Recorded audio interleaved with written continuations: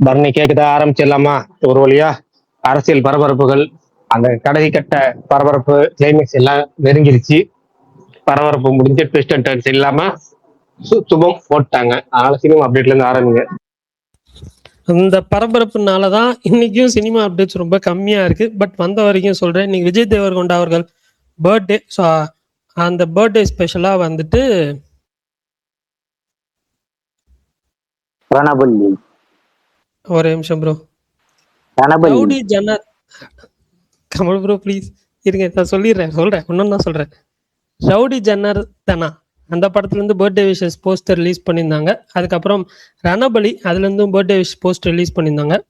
அப்புறம் அவர் வந்துட்டு ஹாய் நானா டைரக்டரோட ஒரு படம் பண்றாரு, ஷோர் யூ.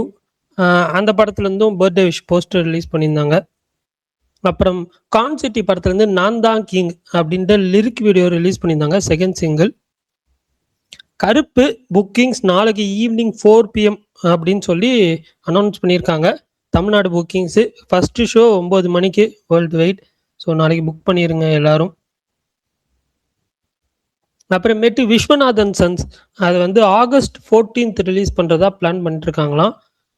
ரிப்போர்ட்ஸ்லாம் வந்துச்சு தெலுங்கு மீடியா சைட்லேருந்து.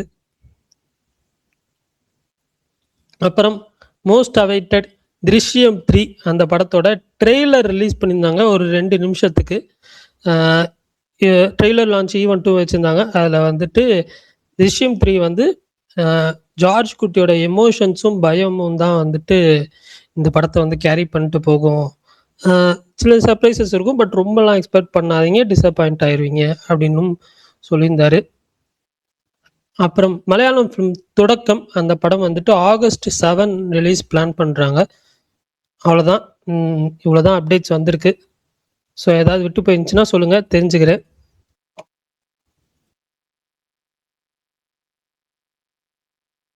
கமல் ப்ரோ இப்போ சொல்லுங்க ப்ரோ, என்ன சொல்ல வந்தீங்க? அவ்வளவுதான், இந்த ரணபல்லி தான் உங்களுக்கு எடுத்து கொடுத்தேன். Okay okay okay.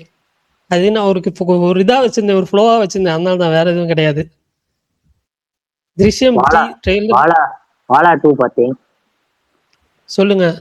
அருமையா இருக்கு. கண் கலங்க வச்சுட்டாங்க செகண்ட் ஹாஃப்ல. கண் கலங்க வச்சுட்டாங்களா? ஆமா, நிறைய இடத்துல அழுக இருந்துச்சு. முக்கியமா அந்த அப்பா பையன் போஸ்டர் ரொம்ப நல்லா இருந்துச்சு. அது உண்மையை ரொம்ப எமோஷனா இருந்துச்சு. அவங்க அந்த ட்ராக் ரொம்ப இதா இருந்துச்சு. அந்த இது காட்டுறது அதெல்லாம் கொஞ்சம் ரொம்பவே செகண்ட் ஹாஃப்ல சூப்பர் படம். அது அந்த ஒரு ரீல்ல வைரலான சம்பவம். ஆமா ஆமா ஆமா ஆமா, அது உண்மையாவே செம்மையா பண்ணிருந்தாங்க. நம்மளே அடுத்து அதை பார்த்தா சிரிக்க மாட்டோம்ல, அந்த மாதிரி. நான் பிரகாஷ் பிரபா தியேட்டர்ல போய் பாருங்க நானும் ரொம்ப ட்ரை பண்ணேன். ஓடிடில வந்திருக்கு. இந்த அரசியல் பரபரப்புலாம் முடிஞ்சிருச்சு. அதே மாதிரி போஸ்ட் கிரெடிட் சூப்பர். அந்த சீசன் அது கடைசியில பார்த்தா சூப்பரா இருக்கும். ஆமா ஆமா, செம்மையா இருந்துச்சு. இந்த சினிமா பத்தி பேசிட்டு இருக்கும்போது நடுவில் ஃபுல்லா அரசியல் வந்தனால அரசியல் பத்தி ரொம்ப நாள் பேசிட்டோம். இப்ப இந்த அரசியல்லையும் சினிமாலையும் மிக்ஸ் பண்ணவே ஒன்று ஃபைனல் டச்சா முடிச்சிடும். என்னன்னா வந்து இந்த எம்எல்ஏக்கள் வந்து சிறைபிடிக்கிறது, எம்எல்ஏக்களை அடைச்சி வைக்கிறது, எம்எல்ஏக்கள் குதிரை பேரம் பண்றது, எம்எல்ஏக்கள் வச்சு இந்த குதிரை பேரம் பண்ண ஆட்சி அமைக்க தடை, இதெல்லாம் சிக்கல், இதெல்லாம் பார்த்துருப்போம்ல. இதெல்லாம் எத்தனை படங்கள்ல வந்திருக்கு அப்படிங்கிறத நீ ஒரு ரீல் டச்சா போட்டிருந்தேன், அதை நான் சொல்றேன். அதுக்கு தாண்டி ஏதாவது படங்கள் இருந்துச்சுன்னா நீங்க சொல்லுங்க, அதையும் தெரிஞ்சுப்போம். நோட்டா அப்படின்னு ஒரு விஜய் தேவரகொண்ட படம், அது உங்களுக்கு எல்லாத்துக்கும் தெரியும் நினைக்கிறேன். கோவத்தூர் ரிசர்ச் சம்பவத்தை அப்படியே கொண்டு வந்திருப்பாங்க. முதல்வரோட பையன் இது பண்ணுவாரு, அவங்க உடம்பு சரியில்லாத பையன் நடக்கும், அவரோட இறப்பு நடந்த என்ன நடக்குங்கிற மாதிரி ஒரு கூட்டெல்லாம் இருக்கும். அதுதான் அந்த படத்துல மெயின் கதை. எல்கேஜி படத்துலையும் கிட்டத்தட்ட அதே மாதிரி தான் இருக்கும். அதுல ஒரு காமெடி ரூட்டை கொண்டு போயிருப்பாங்க. மக்களாட்சி அப்படின்னு ஒரு மம்மூட்டி படம் நீங்க எத்தனை பேர் பார்த்துருப்பீங்கன்னு தெரியல. அதுலதான் அந்த குதிரை பேரங்கிறத பத்தி தெளிவா சொன்ன படம் எனக்கு தெரிஞ்சு தமிழ் சினிமாவில ஆர்கே செல்லுமொழி டைரக்ஷன்ல இருக்கப்பட்ட படம். பயங்கரமா இருக்கும். ஆனந்தராஜ் கேரக்டர், வெங்காச்சாரிங்கிற ரோலு சூப்பரா பண்ணிருப்பாரு. இவரு லிவிங்ஸ்டனும் ராதா ரவிலாம் நல்லா பண்ணிருப்பாங்க. நீங்க பார்க்கலன்னா அந்த படம் பாருங்க. அடுத்து மதகத ராஜா படத்துலயும் வில்லனுக்கான இன்ட்ரோ சீன்ல பாத்தீங்கன்னா கூட்டணி கட்சி மூலமா ஆட்சி அமைக்கிறது அப்படிங்கிற விஷயத்த சீனா வச்சிருப்பாங்க. அது வில்லனுக்கான அறிமுக சீனா இருக்கும். லூசிபர் உங்களுக்கு தெரியும், மலையாள படம். கட்சி தலைவரோட மரணத்துக்கு பிறகு கட்சி வந்து எப்படி 2ஆம் 3ஆ பிரிகிறாங்க, எதிர்கட்சிக்கு என்ன பண்ண போறாங்க, அவங்களோட அடுத்து என்ன பண்ணுவோம், எம்எல்ஏக்களை தூக்க போறாங்களா இல்லையாங்கிறது, இந்த ஆட்சி அமைக்க அடுத்தடுத்த வழிகள்னு கதை போகும். இந்த மாதிரி லீடர்னு ஒரு தெலுங்கு படம் ஒன்று இருக்கும், அதுவும் இந்த கேட்டகரியில வரும். இப்போ இது மாதிரி வேற ஏதாவது படங்கள் இருந்துச்சுன்னா உங்களுக்கு சொல்லுங்க, தெரிஞ்சுப்போம். பெஞ்சிக்கே ஆட்சி அமைச்சு தானே பண்ணுவாரு. அதிக எம்எல்ஏக்கள் வேலைக்கு வாங்க வரேன்னு. அவர் ஆட்சி அமைச்சிருவாரு. ஆட்சி அமைச்சிட்டு போய் டீம்ல அந்த இந்த டீம்லயே சேர்ந்துருவாரு முடியும் கடைசியில. அந்த எதிர்கட்சியா ஓகே ஓகே ஓகே. வேற ஏதாவது படங்கள் இருந்தாலும் சொல்லுங்க, தெரிஞ்சுப்போம். புதுப்பேட்டை. புதுப்பேட்டை படத்துல அந்த அரசியல் வராதுன்னு பாருங்க. எம்எல்ஏக்களை விலைக்கு வாங்குறது, இந்த குதிரை பேர அரசியல், இல்லைன்னா கூட்டணி ஆட்சி, இந்த மாதிரி ஒரு பரபரப்பான காட்சிகள் கொண்ட சீன்ஸ் படம். நான் சும்மா ஜென்ரலா பாலிடிக்ஸ் மூவி நினைச்சிட்டேன். சரி ஓகே. அது நிறைய கிடக்க, அது ஏகப்பட்டது இருக்கு. ஜென்ரலா பாலிடிக்ஸ்னாலே ஏகப்பட்டது இருக்கு. ஒரு எம்எல்ஏ ஆதரவுல வந்து மினிஸ்டர் ஆகுறதுங்கிற மாதிரி வர்றது வந்து இந்த முத்தின கத்திரிக்கான ஒரு படம் இருக்கும். இந்த படத்துல வரும். சுந்தர்சி தான் வந்து கடைசியில வரும். கோடியில் ஒருவன் முத்தின கத்திரிக்காய் அப்படிங்கிற படம்லாம் பாத்தீங்கன்னா ஒரு எம்எல்ஏ ஆதரவுல ஆட்சி அப்படிங்கிற மாதிரி வரும். அவங்க மந்திரி சீட்டு அப்படிங்கிற மாதிரி பயங்கரமா போகும். வேற என்னென்ன படங்கள் உங்களுக்கு ஞாபகம் வருது இந்த மாதிரி அரசியல் காட்சிகள், அதுவும் இந்த எம்எல்ஏக்கள்னால அப்படி டக்குனு ஆட்சி மாறுறது அப்படிங்கிற மாதிரியான விஷயங்கள்?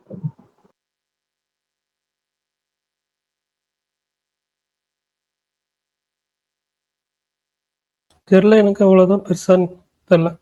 இந்த படம் எல்லாமே கவர் பண்ண மாதிரி தான். எப்படி இருந்துச்சு பாருங்க ப்ரோ. நான் வந்து ஒரு வந்துருச்சா திருச்சியம் 3 ட்ரெய்லரு? நான் போஸ்ட் கூட பண்ணல, இன்னும் பார்க்கவே இல்லை. அரசியல் போய் இனிமேல் டக்குன்னு மாத்தணும். பரணி, நீங்க பார்க்காது வன்மம் பரணி, நான் பார்க்காது டைம் லைன்லயே கண்ணில் படாது. ஏன்னா ஃபுல் அண்ட் ஃபுல் அரசியல் அரசியல் அரசியல் ஓடி. பார்க்கலையா? நான் வந்துட்டு ஒரு 40 to 50 செகண்ட்ஸ் தான் பார்த்தேன். அதுக்கு மேல நான் பார்க்கல. சரி இது தெரிஞ்சா போதும்பா, அதுக்கு மேல நான் வந்துட்டு படத்துல பாத்துக்கிறேன் அப்படின்னு அந்த ஒரு ஜோனுக்கு போயிட்டேன். அவ்வளவுதான். என்ன இதுன்னு தெரிஞ்சிருச்சு, பிளாட் என்ன அப்படின்றது தெரிஞ்சிருச்சு.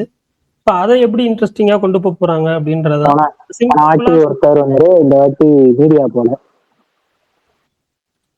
அவ்வளவுதான், அதுதான். ஃபர்ஸ்ட் 2 பார்ட்லயுமே வந்துட்டு என்ன வரும்னு தெரிஞ்சு ஜார்ஜ் குட்டி ரியாக்ட் பண்ணாரு. 3வது பார்ட்ல என்ன வருதுன்னே தெரியல. ஆனா அதை எப்படி வந்து எதிர்கொள்ள போறாரு ஒரு பாயிண்ட்ல வந்து இதாவது நல்லா இருந்துச்சு. பார்ப்போம், வெயிட்டிங். 8 மணிக்கு ஃபர்ஸ்ட் ஷோ போடுறாங்க, கிளம்பி ஓடிட வேண்டிதான். போறோம், பாக்குறோம், முரட்டு சம்பவம் பண்றோம். ப்ரோ கேக்குதா? கேக்குது ப்ரோ, சொல்லுங்க. வர வர ஸ்பேஸ்ல ரொம்ப அதிகமா நிறைய பேர் பேசுறது ஒரே டைம்ல இருக்கு. ஸ்பேஸ்ல கேட்கும்போது ஓகே, பட் யூடியூப்ல போகும்போது ரொம்ப கேட்கவே முடியல. அது மட்டும் கொஞ்சம் இது பண்ணிக்கிங்க ப்ரோ. இந்த பாலிடிக்ஸ்னால நிறைய இதாயிடுச்சு. நெட் கரெக்டா போயிடும் ப்ரோ, ஒன்றும் பிரச்சனை இல்லை. இந்த வேவ் முடிஞ்சிருச்சுல்ல, இனிமேல் கரெக்டா போயிடும். என்னன்னா நம்ம அடுத்து பேச வர்றதுன்னு நினைச்சிட்டு இருப்போம், ஆனா இன்னொருத்தவங்க பேசிட்டு இருப்பாங்க. அந்த டைம்ல நம்ம ஓவர் டேக் பண்ணி பேசுறப்ப இல்லைன்னா நம்ம மறந்துடுவோம்.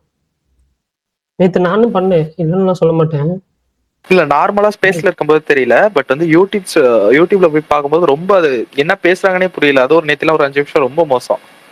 யாரா இவங்க இப்படி பேசிட்டு இருக்காங்கன்னு தோணுச்சா? ஹலோ பரணி ப்ரோ, சொல்லுங்க ப்ரோ. சரிப்பா, உங்ககிட்ட தான் பேசணும். ஒரு டவுட்டு. சொல்லுங்க ப்ரோ. உங்க ட்விட்டர் ஹேண்டில் லாஸ்ட் ஒரு 3 இயர்ஸா உங்க ட்விட்டர் ஹேண்டில் நீங்க ஹேண்டில் பண்றீங்களா இல்ல வேற யாராவது ஹேண்டில் பண்றாங்களா? நான் தான் நீங்க தான் ஹேண்டில் பண்றீங்க. அப்ப நீங்க போற ட்வீட்ஸ்லாம் நீங்க தான் போடுறீங்களா? ஆமா ஆமா, நான் தான் போடுறேன். என் ட்விட்டர் ஹேண்டில் யாருக்குமே அக்சஸ் இல்ல. இல்ல கண்டதெல்லாம் கனவா காண்பதெல்லாம் கனவான்னு தெரியல. ஒவ்வொரு ட்வீட்டும் தெரிக்குதே, இதெல்லாம் உண்மையான வருதா இல்ல வன்மமா? அவரை பத்தி உங்களுக்கு தெரியாது. இல்ல ஒவ்வொரு ட்வீட்டும் நாங்க கூட இப்படி எல்லாம் சூர்யா ஃபேன்ஸ் நாங்களே இப்படி எல்லாம் போட்டது கிடையாது. ஆனா நீங்க ஒவ்வொரு சின்ன சின்ன ட்வீட்டுக்கும் இவ்வளவு எக்ஸைட் ஆகி எல்லாம் போடுறதுல ரொம்ப உள்குத்து மாதிரி தான் தெரியுது. அதனாலதான் சரி நீங்க பண்றீங்களா இல்ல வேற யாராவது பண்றாங்களான்னு கேட்டேன். உள்கத்தெல்லாம் இல்ல, நான் வந்துட்டு முடிவு பண்ணிட்டேன். 10 நாள் முன்னாடியே வந்துட்டு முடிவு பண்ணியாச்சு. காலையில ஒரு எடிட், ஈவினிங் ஒரு எடிட். காலையில ஒரு எடிட், ஈவினிங் ஒரு எடிட் போஸ்ட் பண்றோம். வந்துட்டு இந்த எலெக்ஷன் டைம்ல கருப்பை ப்ரொமோட் பண்றோம். அவ்வளவுதான். கமல் சந்தோஷம். சும்மா கமல் ப்ரோ, நாங்க தான் உங்களை இப்போ 2 வருஷமா பார்த்துட்டு தான் நடக்குவோம். இன்னைக்கு டேட் அவர் யாரும் பாவம் நீ புதுசா வந்திருக்காரு. நீ ஒரு நிமிஷம் ஒரு நிமிஷம் கம்மனா எல்லா படத்துக்குமே ப்ரொமோட் பண்றேன் இல்லைன்னுலாம் சொல்ல. நீங்க நான் ரிவ்யூ மட்டும் தான் வந்துட்டு என்னோட விஷல நான் போடுறேன், ஓகேவா? ஆனா இதுக்கு முன்னாடி எந்த சூர்யா படத்துக்கும் நீங்க இப்படி பண்ணது கிடையாது. இதுதான் ஃபர்ஸ்ட் டைம். இந்தியா ரெட்ரோக்கும் போட்டேனுங்க, மீன் எடிட்ஸா நான் போடல, எல்லாமே போட்டேன். இவ்வளவு ஹைப் ஆகிலாம் ஒவ்வொரு ட்விட்டுக்கெல்லாம் போட்டது கிடையாது. ஓகே, நல்லா இருக்கேன். அதுதான் கொஞ்சம் பயமா இருக்குது. பயப்படாதீங்க ப்ரோ, நான் தான் போடுறேன், நானே தான். அதான் ரொம்ப பயமா இருக்கு. ஐயோ ஐயா அப்படி பண்றீங்க? இவ்வளவு நாள் மெய்யழகன் கூட இப்படி கேட்கல. கருண், நம்ம கருண் இருக்காரு, அவரு கூட அப்படி சொன்னதில்ல. எங்க அவருக்குலாம் ஜிங்க்ஸ் பண்றாருங்க, அதெல்லாம் நம்பாதீங்க. யார் யார் யார் யார்? உங்க கருண் தான், உங்க கருண் தான், உங்க கருண் தான். அவர்தான் கருண். ஜிங்ஸ் எல்லாம் இல்ல கருண். கருண் நீங்க இந்த ட்வீட் எல்லாம் பார்த்தா உங்களுக்கு ஜிங்ஸ் மாதிரி தெரியுமா? அன்னைக்கே ப்ரோ, அவர் அன்னைக்கே யாரோ இன்சைட் ரிப்போர்ட் தான் உலர வந்துட்டாரு. அப்புறம் நிறுத்திட்டு அடுத்த நாள்ல இருந்து ஃபுல்லா எலிவேஷன் போயிட்டு அப்பயே புரிஞ்சிருச்சு, ரைட்டு நம்மால் என்ன பண்ற போறாரு.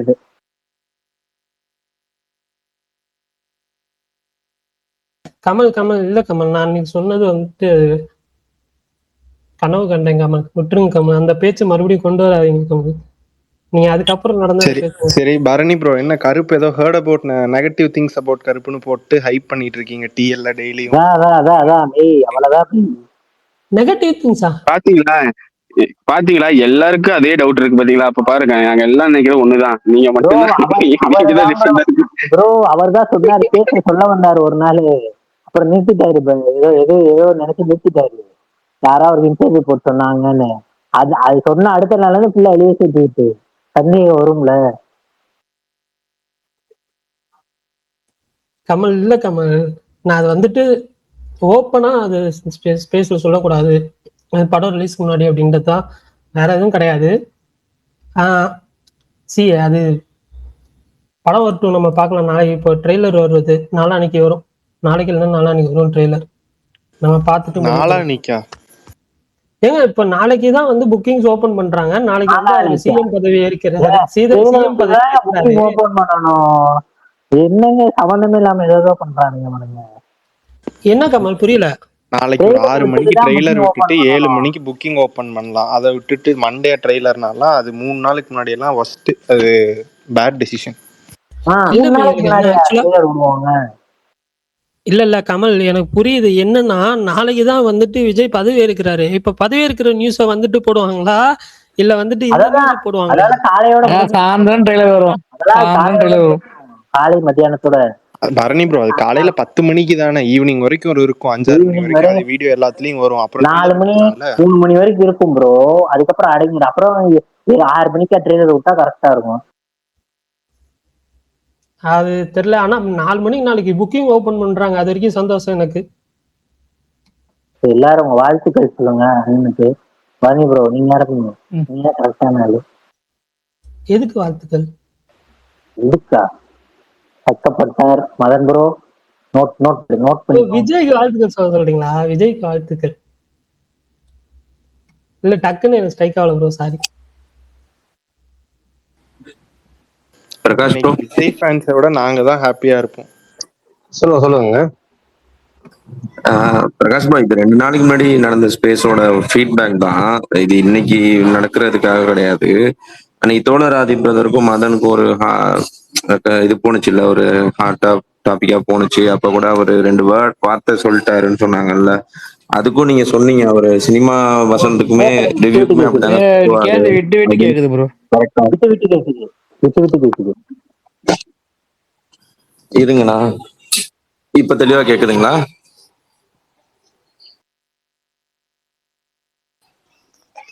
ஹலோ, கேக்குது ப்ரோ, சொல்லுங்க.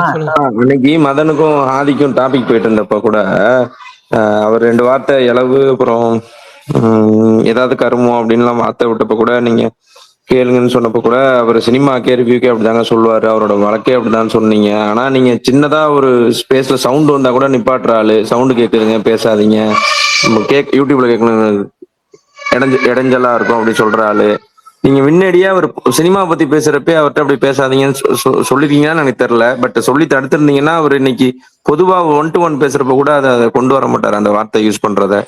அது ஒரு சிம்பிள், ஒரு ஹம்பிள் ரிக்வஸ்ட் தான் உங்கள்கிட்ட சொல்றதுக்கு தான், வேற ஒன்றும் இல்லை. நான் 2 நாளா ட்ரை பண்ணிட்டு இருக்கேன், எனக்கு கிடைக்கல. சொல்லணும் தான் நான் கேட்டுக்கிட்டேன். எதுவும் தப்பு இல்லைன்னு நினைக்கிறேன் சொன்னது. Okay okay. ஏன்னா முடிஞ்சு போன பட்சத்தை திரும்ப பேச சரிவிட்டு வராது, அதனால ஓகே பாத்துக்கலாம். நான் பாத்துக்கலாம். அப்புறம் பிரதர், எனக்கு பொதுவான ஒரு இது, இதுவும் பாலிடிக்ஸ் தான், ஆனா அதை கொண்டு வரலாம். அவர் சொல்றாருல இப்போ, இவனுங்களுக்கு ஒண்ணுமே தெரியல, இவனுங்களுக்கு ஒண்ணுமே தெரியல அப்படின்னு பொதுமையா சொல்லிடுறாரு கீழ்படுத்தி. ஆனா எத்தனை பேரும் ஒன் டைம் ஓட்டர்ஸ் வந்து 20-30 லட்சம் 40 லட்சம் பேர் one time first time voters இருப்பாங்க இல்லையா? பாக்கியெல்லாம் அதுக்கு முன்னாடி இருக்கிறவங்க போட்டவங்க தானே. பார்லிமெண்ட் எலெக்ஷன், லோக்சபா எலெக்ஷன், சட்டசமன்றம் எல்லாத்துக்கும் போட்டவங்க தானே இருக்காங்க. அவங்களுக்குலாம் சூஸ் பண்ணி தானே போட்டிருக்காங்க. ஒருத்தவங்க வேணான்னு சூஸ் பண்ணதுக்கு அப்புறம் தானே வேணுங்கிறவங்கள சூஸ் பண்ணிருக்காங்க.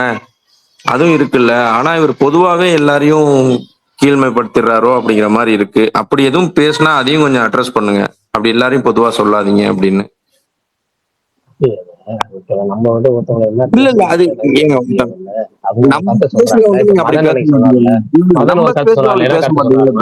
ஒருத்தவங்களை இல்ல மதன் அன்னைக்கு ஒரு ஒப்பீனியன் சொன்னார். என்னன்னா அதுதான் வந்து நான் எப்பவுமே நான் சொல்றேன், ஒருத்தவங்களை நீங்க தொடர்ந்து ஒருத்தவங்க திட்ட அவங்க வந்து இன்னும் இறுகப்பட்டுக்கிட்டே இருப்பாங்க, இன்னும் நெருக்கி போவாங்க, இன்னும் கட்டி பிடிச்சிக்குவாங்க அப்படின்னாரு. அதுதான் என்னுடைய கருத்தும் கூட. அதனால ஒவ்வொருத்தவங்க ஒப்பீனியன் இருக்கும். அவங்க இது வந்து இப்படி சொல்லாதீங்க அப்படி சொல்லாதீங்க நான் சொல்லவே முடியாது. ஏன்னா அதுக்கு வந்து அவங்க அதுக்கு எக்ஸ்பிளைன் பண்றாங்க. அவர் சொன்ன வார்த்தைக்கு வந்து மதன் எக்ஸ்பிளைன் பண்றாங்க. அவர் கெட்ட வார்த்தை பேசினாலோ இல்ல வந்து வேற ஏதாவது அபியூசிவ் வேர்ட்ஸ் சொன்னாலோ நம்ம வந்து சொல்லிடலாம், இது மாதிரி இதை பேசணும், நம்ம ஸ்பேஸ்க்கான இடம் கிடையாது. அவரோட ஃப்ளோ, அவரோட இது, அவர் ட்வீட் லைம்ல எல்லாம் போறாங்க. அவர்கிட்ட தான் இந்த கேள்வியும் கேட்கறாங்க. என்கிட்ட கேட்டு அந்த அவருக்கு வந்து பதில் சொல்லல.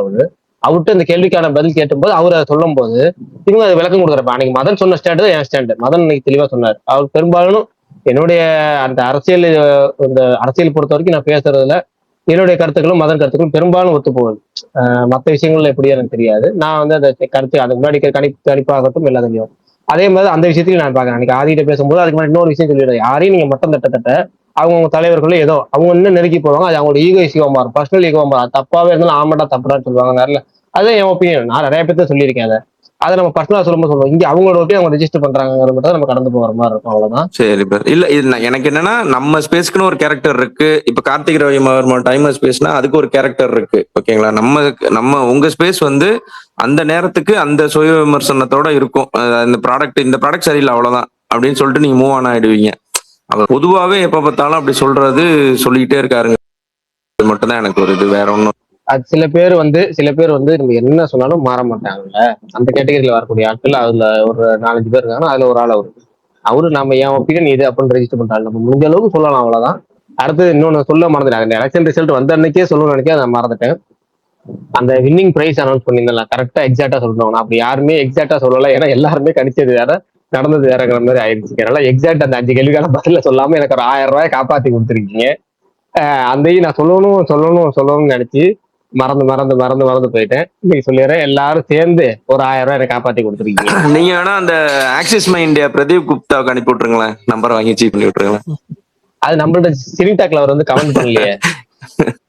இல்ல சில பேர் பண்ணுவாங்கல்ல, சில பேர் சினிமா படம் பார்க்க மாட்டாங்க, திருட்டு பிரிண்ட்ல பார்த்துட்டு தப்பு பண்ணிட்டேன்னு ஒரு அனுப்புவாங்க.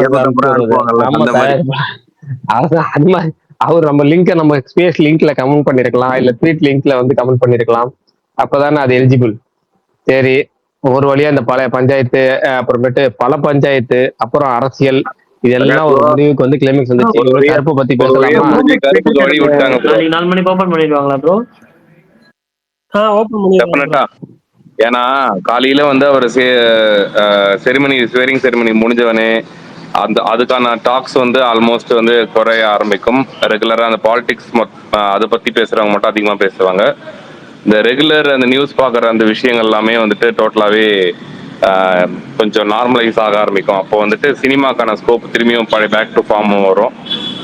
கருப்புக்கு வந்து கரெக்டான டைம்ல இது நாளைக்கு மட்டும் முடியாம, அதாவது திரும்பியும் இன்னைக்கு கவர்னர் வந்து கேரளா போறாரு அப்படி இப்படின்னு நடந்து இன்னும் 2 நாள் இழுத்து இருந்ததுன்னா அது ரொம்ப செட்பேக் ஆயிருக்கும். கருப்பு ரிலீஸே ஆயிருந்தாலுமே அதுக்கான ஓப்பனிங் பெருசா இல்லாம ஒரு எல்லாருமே வந்துட்டு இதே டிஸ்கஷன்ல இருந்திருப்போம். இப்போ டைம் எல்லாம் கூடி வந்துடுச்சு. நேற்று யாரோ இந்த ஸ்பேஸ்ல சொன்னாங்க, கருப்பு சாமியோட வழியோட நாளைக்கு வந்துட்டு எல்லாமே கூடி வரும் அப்படின்னாங்க. அதே மாதிரி எல்லாமே நடந்து கருப்புக்கு வந்து ஒரு பெரிய பாசிட்டிவா நடந்திருக்கு. கருப்புக்கு இல்ல எல்லாருக்குமே வந்து இது அது இல்ல ப்ரோ, வெற்றி குரோபேட்ல நாளைக்கு 4 மணிக்கு ஓபன் பண்ணிடுவாங்கல்ல சொன்ன மாதிரி. தெரியல ப்ரோ, எல்லாமே ஒரே டைம்ல 4 மணிக்கு ஓபன் பண்ண மாட்டாங்க. இப்போ ஓப்பனிங்னா வந்து முதல்ல வந்து புக்கிங் ஓப்பன் ஆக ஆரம்பிக்கும். ஒரு தியேட்டர் அவங்களோட இது பொறுத்து தான் ஓப்பன் பண்ணுவாங்க. நாளைக்கு வந்து மேஜர் மல்டிபிளெக்ஸ்லாம் நாளைக்கு ஸ்டார்ட் ஆக ஆரம்பிக்கும். ஒரு சில தியேட்டர்ஸ்லாம் பிவிஆர் செயின் எப்போ ஓப்பன் பண்றாங்கன்னு தெரியல. ப்ரோ தெலுங்குல ஏன் ப்ரோ ப்ரமோஷன் ஸ்டார்ட் பண்ணாம இருக்காங்க? ஒரு தியேட்டர் வந்து அவங்க நல்ல நேரம் பார்த்தோம் ப்ரோ பண்ணுவாங்க, அவங்களுக்கு இதுதான் நல்ல நேரம் அப்படிங்கிற மாதிரி. இல்ல தெலுங்குல எல்லாம் இன்னும் ஸ்டார்ட் பண்ணாம இருக்காங்களே Monday one second Prakash, sorry to interrupt. ஆனா பிரகாஷ் கோஹோஸ்ட், நான் ஒரே விஷயம் சோ எலைட்டட். ஆனா இந்த last 3 months of whole thing அது எப்படி எஃபெக்ட் ஆனிச்சு இந்த சினி ஃபீல்ட? அது வந்து உங்க குரூப்பை ரன் பண்றதுக்கு எப்படி எஃபெக்ட் ஆனிச்சு? இப்ப எந்த அளவுக்கு மூட் இருக்கு எல்லாருக்கும் சினி ஃபீல்ட்ல? அதை பத்தி என்ன சொல்ல வர்றீங்க? நடந்தது நல்லதா? பொதுமக்களுக்கு எப்படி இருக்கோ அதே தான். என்ன யார் மாறினாலும் நமக்கு அப்படி கண்டினியூ ஆகும்ல, எந்த மாற்றமும் இல்லாம நமக்கு கண்டினியூ ஆகும்ல. அதே தான் சினி ஃபீல்டை பொறுத்த வரைக்கும். இன்னும் இனிமேல் வந்து நிறைய விநியோகஸ்தர்கள், ஃபர்ஸ்ட் எல்லாம் சொல்லணும்னா விநியோகஸ்தர் நண்பர்கள், அப்புறம் நிறைய விநியோகஸ்தர்கள் வந்து ஓனா அந்த இது ரிலீஸ் பண்ணுவாங்க படங்கள், நிறைய படங்களை. இது வந்து விநியோகஸ்தர் நண்பர்களுக்கும் தியேட்டர் நண்பர்களுக்கும் ரொம்ப சாதகமா இருக்கும். எத்தனை ப்ரொடியூசருக்கு சாதகமா இருக்கும் நமக்கு தெரியாது, அது இப்ப நம்மளால உறுதியா சொல்ல முடியாது. ஏன்னா நிறைய ப்ரொடியூசர்ஸ் வந்து அவங்களுக்கு வந்து அவங்க சொன்ன இதுக்கு முன்னாடி சொன்னது என்னன்னா, நிறைய விநியோகஸ்தர் என்ன பண்ணுவாங்க, படம் ரிலீஸ் பண்ணுவாங்க. அந்த படம் ரிலீஸ் பண்ணிட்டு அந்த படத்தோட கணக்கு கேட்டா இழுத்துக்கிட்டே இருப்பாங்க. 4 மாசம் ஆகும், 5 மாசம் ஆகும், 6 மாசம் ஆகும்.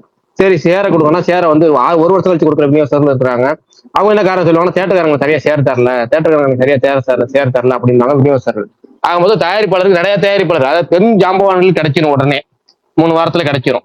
ஆனா அந்த சிறு தயாரிப்பாளர்களோ இல்ல நடுத்தர தயாரிப்பாளர்களோ அவங்களுக்கு வந்து கரெக்டா கிடைக்கும்னா கரெக்டா கிடைக்காது. அது வந்து எல்லாமே அப்ப என்ன சொல்லுவாங்க, அந்த தயாரிப்பாளர்கள் நாங்க ரெட் ஜெயின் மூவிஸ் படத்தை கொடுத்துட்டு அவங்க 3ஆவது வாரம் எங்களுக்கு படம் என்ன கணக்கோ இந்த இந்த இது ஓடி இருக்கு, இந்த இது வந்திருக்கு, எல்லாருக்கும் கணக்கு ஒப்படைச்சிடுறாங்க, இத்தனை பெர்சன்ட் கமிஷன் அவங்களுக்கு போக எங்களுக்கு வந்து டைரக்ட் ரிலீஸ் எங்களுக்கு பேமெண்ட் வந்துருது அப்படின்னு தயாரிப்பாளர் சொல்றாங்க. தயாரிப்பாளர் பல தயாரிப்பாளர் அதனால ரெட் ஜெயின் மூவிஸ் தேடி கொடுக்கறதா சொல்லியிருக்காங்க. நமக்கு எது நம்ம தவிர்ப்பாங்க, நம்ம வந்து எதையும் நேர்ல கண்ணால பார்க்கல. ஃபர்ஸ்ட் விஷயம் அவங்க சொல்றது, நிறைய தயாரிப்பாளர் சொன்னது இது வந்து தயாரிப்பாளர் சாதகமா இருந்துச்சு. ஆனா விநியோகஸ்தர்களுக்கும் தேட்டருக்காரங்களும் ரொம்ப எதிர்ப்பா இருக்கு. ஏன்னா தேட்டருக்காரங்க அவங்க வந்து இந்த படத்தை தான் போடணும் அப்படின்னு ஃபோர்ஸ் பண்றது ஒண்ணு, 2 வாரம் அக்ரிமெண்ட் போடுறது ஒண்ணு, அப்புறமேட்டு அவங்களுக்கு தேவையான படம் அவங்களுக்கு கிடைக்கல அப்படின்னா அந்த படத்தை விட இவங்க படத்தை அதிகமா தேட்டர்ல ரிலீஸ் பண்றதுன்னு சொல்லிட்டு தேட்டருக்காரங்களுக்கு அது ரொம்ப ப்ரெஷர் ஆயிடுச்சு. அதே மாதிரி விநியோகஸ்தர்கள் பல வருஷமா ஃபீல்டுல இருக்கவங்களுக்கு அவங்களுக்கு எந்த படமும் கிடைக்கல, எல்லா பெரிய படமும் அவங்கள்ட்ட போகுது, எல்லா முக்கியமான படமும் அவங்களுக்கு போகுது, எல்லா டப்பிங் படங்களும் அவங்களுக்கு போகுது, நம்ம படத்தை எடுக்க முடியல, எல்லாத்துக்கும் காரணம் ரெட் ஜெயின் மூவிஸ் தான் அப்படின்னு விநியோகஸ்தர்களுக்கு அந்த ரெட் ஜெயின் மூவிஸ் மேல கோபம் இருக்கும். இப்போ அதெல்லாம் மாறி இந்த எப்படின்னா அந்த விநியோகஸ்தர்களுக்கு அவங்க ரெகுலர் விநியோகஸ்தர்கள் அவங்களுக்கான படங்கள் கிடைக்கும். அவங்க பணம் கொடுத்து வாங்கி படத்தை வாங்குறப்ப அது ஒரு மாதிரியான ஒரு டீல். அது விநியோகஸ்தர்களுக்கு தியேட்டர்காரங்களும் லாபம். யாரும் ஃபோர்ஸ் பண்ணாம அவங்க டிசிஷனை எது வேணுமா வேணாமான்றதை எடுத்துக்க முடியும் அவங்களால. ஜெயிக்கிறது தோக்கிறது படம்ன்றது செகண்ட், அது வந்து குவாலிட்டி, அந்த படத்தோட குவாலிட்டி அது எங்க போகுதுன்றது. ஆனா இது கொஞ்சம் ஒரு ஃபேர்னஸ் வரும்ன்றீங்க. இதுக்கப்புறம் வந்து ஒரு அதுதான் எனக்கு தெரியலங்கிற பொதுமக்கள் மாதிரிதான் ஃபீல்டுமே. பொதுமக்களுக்கு ஆட்சி மாறும் டக்குன்னு ஏதாச்சும் மாறிடுமா கேட்டா கண்டிப்பா தெரியல, அது போக போக தான் தெரியும். அதே மாதிரி சினி ஃபீல்டு அவங்க வந்து இப்ப வந்து அவங்கள பொறுத்த வரைக்கும் ரெட் ஜெயின் மூவிஸ் டார்ச்சர் கிடையாது. அப்ப விநியோகஸ்தரை பொறுத்த வரைக்கும் அவங்க அதை பேர் பண்ண முடியும். ஆனா தயாரிப்பாளர்கள் அவங்க எப்படி கொடுக்க போறாங்க, யார்ட்ட வேணா கொடுக்கலாமா, இல்ல இப்ப ADMK actually Red Giant Movies இயங்குனுச்சு, அந்த மாதிரி இது இயங்குமா, பேக் டு பேக் ரெகுலரா பண்ணுமா, இல்ல விநியோகஸ்தர் பண்ணுவாங்களா, இல்ல வேற யாராவது நான் ரெட் ஜெயின் மூவிஸ் பண்ற மாதிரி அவங்களும் வேற யாராவது பண்றாங்களா அப்படிங்கிற நமக்கு தெரியாது. அந்த மோனோபோலிங்கிறது நமக்கு போக போக தான் தெரியும், மோனோபோலியா இருக்கா இல்ல வந்து யாரு. அது வந்து இவரோட ப்ரையாரிட்டியா டெஃபினட்டா இதோட ப்ரையாரிட்டி சினி ஃபீல்டா இருக்காது. ஆனா இதுக்கப்புறம் ஒரு விஷயம் வரும், அது வந்து இப்ப வருதா எப்ப வருதான்னு தெரியல. ஆனா நீங்க வந்து அந்த சினி ஃபீல்டோட ஒரு அட்ராக்ஷன் கொஞ்சம் கம்மி ஆயிடுச்சா இல்லையா அவர் பாலிடிக்ஸ் போனதுக்கு அப்புறம்? அத பத்தி என்ன சொல்றீங்க நீங்க? அவர் போனதுக்கு அப்புறம் கம்மியாகும் இல்ல, அது வந்து அது இன்னும் கொஞ்சம் நாள் ஆகும். 1 வருஷத்துக்கு இப்படிதான் இருக்கும். 1 வருஷம் இல்ல 6 மாசத்துக்கு அந்த பரபரப்பு இருக்கும். எல்லாரும் ஏன்னா பெரும்பாலான இளைஞர்கள் இப்ப ஒத்து கவனிச்சிட்டு இருக்கிறது அரசியல். ஏன்னா பெரும்பாலான சினிமா பார்த்துட்டு இருந்த இளைஞர்களுக்கு வந்து அரசியல் பேச வச்சிருக்கிறது வந்து விஜய். ஃபர்ஸ்ட் வந்து பெரும்பாலும் போன எலெக்ஷன்லாம் இத்தனை பேர் மீடியா பார்த்துருப்பாங்களா, நியூஸை ஃபாலோ பண்ணியிருப்பாங்களா, எல்லா அப்டேட்டும் ஃபாலோ பண்ணுவாங்களா, ஆட்சி அதிகாரம் என்ன டக்குன்னு ஆட்சி அமைச்சா ஜெயிச்சிட்டாங்க முடிஞ்சு போச்சு அப்படிதான் இருந்திருக்கும். இப்போ நிறைய பேர் அரசியல் கத்துக்க வாய்ப்பு இருந்திருக்கும். அதுக்கு காரணம் விஜய். விஜயை ஃபாலோ பண்ற எத்தனையோ பேர், எத்தனையோ லட்சம் பேர், எத்தனையோ ஃபேமிலிஸ். முக்கியமா நார்மலா செய்தி சேனல் வந்து மாறினா, செய்தி சேனல் ஓட்டினா நம்ம போட்டாலே டிவி ஒரு 5 நிமிஷம் மாத்திக்கிட்டுமான்னு கேட்பாங்க. இப்ப அவங்களும் உட்காந்து சேர்ந்து பாக்குறாங்கன்னா அதுக்கு அந்த அப்டேட்லாம் அவங்க தெரிஞ்சுக்கிறாங்க. அந்த வகையில எல்லா மாற்றங்கள் இருக்கு. ஆனா இதே வந்து இப்ப விஜய் சினிமாவில் நடிக்கல, இனிமேல் முழுக்க முழுக்க அரசியல் ஆகி போச்சு. அவர் வந்து இப்ப சிஎம் ஆயிட்டாரு. அபிஷியலா இன்னைக்கு சாயங்காலத்துல சிஎம் தான், நாளைக்கு தான் பதவி ஏற்பு. ஆனா அபிஷியலா இன்னைக்கு சாயங்காலத்துல என்ன சிஎம் அனௌன்ஸ் பண்ணிட்டாங்க. ஆளுநர் இன்னைக்கு ஈவினிங் போட்டாரா, ஆளுநர் சிஎம் அப்பாயின்மெண்ட் பண்றாரு. இப்ப இதுல இருந்து அவங்களுக்கு அதிகார கைக்கு வந்துருச்சு. நாளைல இருந்து பொறுப்பேற்கிறார். ஓகேவா, பதவி இருக்கிறார். பொறுப்பேற்கல பதவி ஏற்க இப்ப இருந்தே பொறுப்பேற்றுக்கிட்டாரு. ஏன்னா சிஎம் ஈவினிங் வந்து டைம்ல இருந்து அவர் கணக்கு சிஎம் கணக்கு தான். அது நாளைக்கு அதிகாரப்பூர்வமா பதவியேற்பு விழா நடக்கும். இப்ப வந்து இளைஞர்கள் வந்து அதை ஒரு 4 மாசம் 5 மாசம் கண்டினியூஸா ஃபாலோ பண்ணுவாங்க, நியூஸ் எல்லாம் பார்ப்பாங்க. அவங்களுக்கு ஒரு கட்டத்துல இந்த அரசியலுங்கிறது இந்த எப்படின்னா இப்ப இந்த ஒரு 3 வருஷத்துக்கு யாரும் எதிர்க்க மாட்டாங்க, எதிர்க்கவும் முடியாது, எந்த ஒரு பலனும் இல்லை. ஏன்னா நீர்த்து போகிற மாதிரி தான். எலெக்ஷன் வரும்போது தான் எதிர்கட்சிகள் வந்து எல்லாத்தையும் டோட்டலா ஸ்ட்ராங்கா பவரா ஆப்போஸ் பண்ணுவாங்க. ஏன்னா எப்ப எலெக்ஷன் வரும், உள்ளாட்சி தேர்தலில் பெருசா எதிர்பார்த்து வேலை இல்லை, எதிர்ப்பு கொடுத்து வேலை இல்லை. அவங்க வந்து எதிர்ப்புங்கிறது நாடாளுமன்ற தேர்தலில் தான் இருக்கும். ஏன்னா நாடாளுமன்ற தேர்தல் எப்படி கூட்டணிகள் அமையும். ஏன்னா இப்போ வந்து இதுல உள்ள கூட்டணி இப்ப டிவிகேக்கு வந்து ஆதரவு தெரிவித்துள்ள கட்சிகள், திமுக கூட்டணில இருந்து போன கட்சிகள்ல காங்கிரஸ் மட்டும்தான் திமுக கூட்டணியை உறவை முறிச்சிட்டு போயிருக்கு. மற்ற எல்லா கட்சிகளும் கம்யூனிஸ்ட் ஆகட்டும், மார்க்சிஸ்ட் கம்யூனிஸ்ட் ஆகட்டும், விடுதலை சிறுத்தைகள் ஆகட்டும், இந்தியன் யூனியன் முஸ்லீம் லீக் ஆகட்டும், இவங்க 4 பேரும் திமுகவுடன் கூட்டணி எங்களுக்கு தொடர்கிறது, வெளியில இருந்து ஆதரவு அப்படின்னு சொல்லியிருக்காங்க. இப்ப இவங்களோட நிலைப்பாடு, ஒருவேளை திமுக வந்து நம்ம கூட்டணியில தொடரலாம் அப்படின்னு சொல்லி நாடாளுமன்றத்தில் நிக்கிறாங்களா, இல்ல விஜயோட ஆட்சி பிடிச்சி போய் இல்ல நாங்க விஜய் கூட கூட்டணி வச்சுக்கிறோம் அப்படின்னு சொல்றாங்கிறது இந்த ஆட்சியில தான் இருக்கு. அது வரைக்கும் எதிர்க்க மாட்டாங்க. இப்ப ஆட்சி இல்ல எதிர்ப்பு இது எல்லாமே பாத்தீங்கன்னா 3 வருஷம் கழிச்சா இருக்கு. ஏன்னா எலெக்ஷன் எப்போ வருதோ அப்பதான் அவங்களுக்கு விழா. தேர்தலுங்கிறது அவங்களுக்கு தேர்தல் திருவிழா. அந்த தேர்தல் திருவிழா வந்தாதான் அவங்களுக்கு அந்த சண்டை போடுறதா இல்ல ஆதரவா இருக்கிறதா எல்லாம் அப்பதான் தெரியும். அது வரைக்கும் அந்த அமைதி தானே இருக்கும் அந்த 3 வருஷத்துக்கு. இந்த 3 வருஷம் அமைதியில இந்த உள்ளாட்சி தேர்தல் பெருசா கவனிப்பு இருக்காருன்னு வச்சுக்கங்களேன். அந்த 3 வருஷம் அமைதியில ரசிகர்கள், தொண்டர்கள் எல்லாருமே வந்து முக்கியமா நியூட்ரல் யங்ஸ்டர்ஸ் அவங்க இருக்காங்கல்ல, அவங்களுக்கு அடுத்த என்டர்டைன்மெண்ட் பார்க்க ஆரம்பிச்சு. இப்ப பரபரன்னு போனாலும் என்டர்டைன்மெண்டா இருந்துச்சு. என்டர்டைன்மெண்ட் போனதுக்கு அடுத்த படத்துக்கு மேல ஆர்வம் வந்துடும். அது 6 மாசம் 1 வருஷம் ஆயிரும். ஃபர்ஸ்ட் இந்த 6 மாசத்துக்கு பரபரப்பா இருக்கும். நிறைய திட்டங்கள் அறிவிக்கிறது, அது இன்ஸ்டால வீடியோ வர்றது, அதை பயங்கரமா போறது, அதை ஷேர் பண்றது, பாத்தியா இப்படி பண்ணியாச்சு, பாத்தியா அப்படி பண்ணியாச்சுன்னு. அப்ப அந்த பரபரப்பு என்டர்டைன்மெண்ட் முதல் 6 மாசம் இருக்கும்.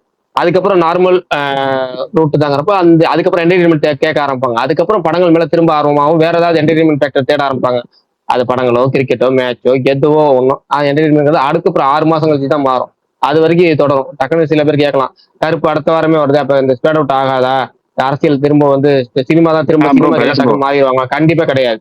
சினிமா கண்டிப்பா டக்குனு மாறிட மாட்டாங்க, அதுக்கு நாளாகும். நான் பேசுனதான் உங்களுக்கு கேட்கலன்னு நினைக்கிறேன். கேக்குதா பிரகாஷ் ப்ரோ? ப்ரோ கேக்குதா இப்ப பேசுறது? கேக்குது பிரவீன், கேக்குது சொல்லுங்க பிரவீன். ப்ரோ இல்ல எனக்கு இப்போ என்ன ஒருனா, இப்ப நம்ம 2026ல ஜனவரியில இருந்து எடுத்துக்கோங்களேன், ஒரு 5 மாசம் ஆச்சு. நம்ம இந்த நோட்டபிள் பிக் மூவின்னு சொல்ற எந்த மூவியுமே பெருசா ஓடவே இல்லையே. இது இந்த ஸ்ட்ரீக்கு கருப்புல முடியுமா இல்ல திருப்பி தொடருமா? லைக் பராசக்தியில ஆரம்பிச்சு கடைசியா வந்து எந்த பெரிய படமும் வரல எனக்கு தெரிஞ்சு. எந்த பெரிய படங்கள் எதுவும் வரல. நீங்க எடுத்துக்கீங்களா, ஸ்டார்ஸ் படங்கள் தான் வந்துச்சு நினைக்கிறேன். தனுஷ் வந்துச்சு, கரை வந்துச்சு. அது கரெக்டா பீக் எலெக்ஷன் நடுவுல வந்து மாட்டிக்கிச்சு. பராசக்தியா, பராசக்தி, பாவாத்தியாரு, எல்ஐகே, கரை, இந்த மாதிரி நம்ம நோட்டபிள்னு சொல்ற எந்த படமுமே பெருசா அதாங்க மொத்தமாவே 4 படம் தான் ரிலீஸ் ஆயிருக்கு இந்த 5 மாசத்துக்கு. நோட்டபிள்னு சொல்ற கணக்குப்படி பார்த்தா நோட்டபிள் பிலிம்ஸ் தான். நோட்டபிள் பிலிம்ஸ் எதுவுமே போகல. அதுக்கு முக்கிய காரணம் யங்ஸ்டர்ஸ் பூரா அரசியலுக்கு கவனம் செலுத்திட்டாங்க. அது இன்னும் 6 மாசத்துக்கு மாறாது. என்னதான் சொன்னாலும் 6 மாசத்துக்கு மாற டக்குன்னு வேற கமர்ஷியல் உங்களுக்கு வேணும்னா இப்பயே நீங்க ரிலீஸ் பண்ற எந்த படங்களும் டப்புன்னு மைண்ட் மாறிடாது. நீங்க அடுத்த இன்னும் ஒரு 5 நாள் தான் இருக்கு. கருப்புக்கு டக்குன்னு மாறிடுமா சொல்ல முடியாது, கேரண்டி கிடையாது. ஏன்னா விஜய் பதவி இருக்கிறாரா, இப்ப நாளைக்கு காலைல பதவி இருக்கிறார், நாளைக்கு ஈவினிங் வரைக்கும் கண்டிப்பா நாளைக்கு நைட் வரைக்குமே அதான் பேசுவாங்க. ஆனா அன்னைக்கு திரும்ப திங்கக்கிழமை ஆபீஸ் போனோடனே பாத்தியா எங்க தளபதி பதவி ஏற்றுக்கிட்டாரு சொல்லி இந்த ஆபீஸ்ல போறது அப்புறம் பேசுறது, அது திங்கக்கிழமை அதான் ஓடும் ஜாலியா. இப்ப நீங்க இப்படி பண்ணா அது இப்படி பண்ணி பயங்கரமா போகும். அதுக்கப்புறம் அவர் பதவி ஏற்றதுக்கு அப்புறம் உடனே முதல் கையெழுத்துன்னு சொல்லி 2-3 திட்டங்கள் போடுவார். அந்த திட்டங்களை பத்தி பேசுறதுக்கே 1 நாள் 2 நாள் தனியா போகும். அதுக்கு டிவியில விவாதங்கள் போகும். விஜய் சொன்னபடி செஞ்சுட்டாரு, இப்ப மாத உதவித்தொகை வந்து மாத உரிமை தொகை 2500 ரூபாய் போட்டாரு, அனைத்து பேருந்துகளும் இலவச பயணத்தை கொடுத்துட்டாரு. இப்படிங்கிற முதல் 2 திட்டமா இதுவா இருக்கும்னு வச்சுக்கோங்க. வேணா கடைசியா ஒரு கடைசி மீட்டிங் அதெல்லாம் சொல்லியிருக்காரு. அனைத்து பேருந்துகளிலும் இலவச பயணம்ங்கிறது முதல் கையெழுத்தா இருக்குன்னு சொல்லியிருக்காரு. ஒருவேளை அதெல்லாம் அறிவிச்சாருன்னா டக்குனு மீடியால அது வரும், டாக் ஆஃப் த டவுன் வரும், மக்கள் மத்தியிலையும் அதுதான் வரும். அடுத்த 2 நாள் தான் கரெக்டா கருப்பு ரிலீஸ். அப்ப அதோட தாக்கம் பொதுமக்கள்கிட்டையும் ரசிகர்கள்ட்டையும் சினிமா ஆர்வலர்கள்ட்டையும் எப்படி கொண்டு போய் சேரும் அப்படிங்கறத நம்ம கேரண்டியா சொல்ல முடியாது. ஆனா இதே ஒரு 3 மாசம் கழிச்சு 4 மாசம் கழிச்சு வர படத்துக்கு அது ஃபேவரா இருக்கும். ஃபேவரா இருக்கும். ஏன்னா அப்போ வந்து இந்த அரசியல் வந்து நார்மலைஸ் ஆயிரும். என்னன்னா இவங்க ஆட்சி அமைச்சு இந்த எப்பவுமே கல்யாணம் மாதிரி தாங்க இது. கல்யாணம் பண்ண எப்படி ஒரு ஆர்வம் இருக்கும், வேகமா வீட்டுக்கு டக்கு டக்கு டக்குன்னு வந்துடுறது இருக்கும். வெளியே போனோம் எங்கெல்லாம் எவ்வளவு சீக்கிரம் போனாலும் சீக்கிரம் வீட்டுக்கு வந்துடணும் தோணும்.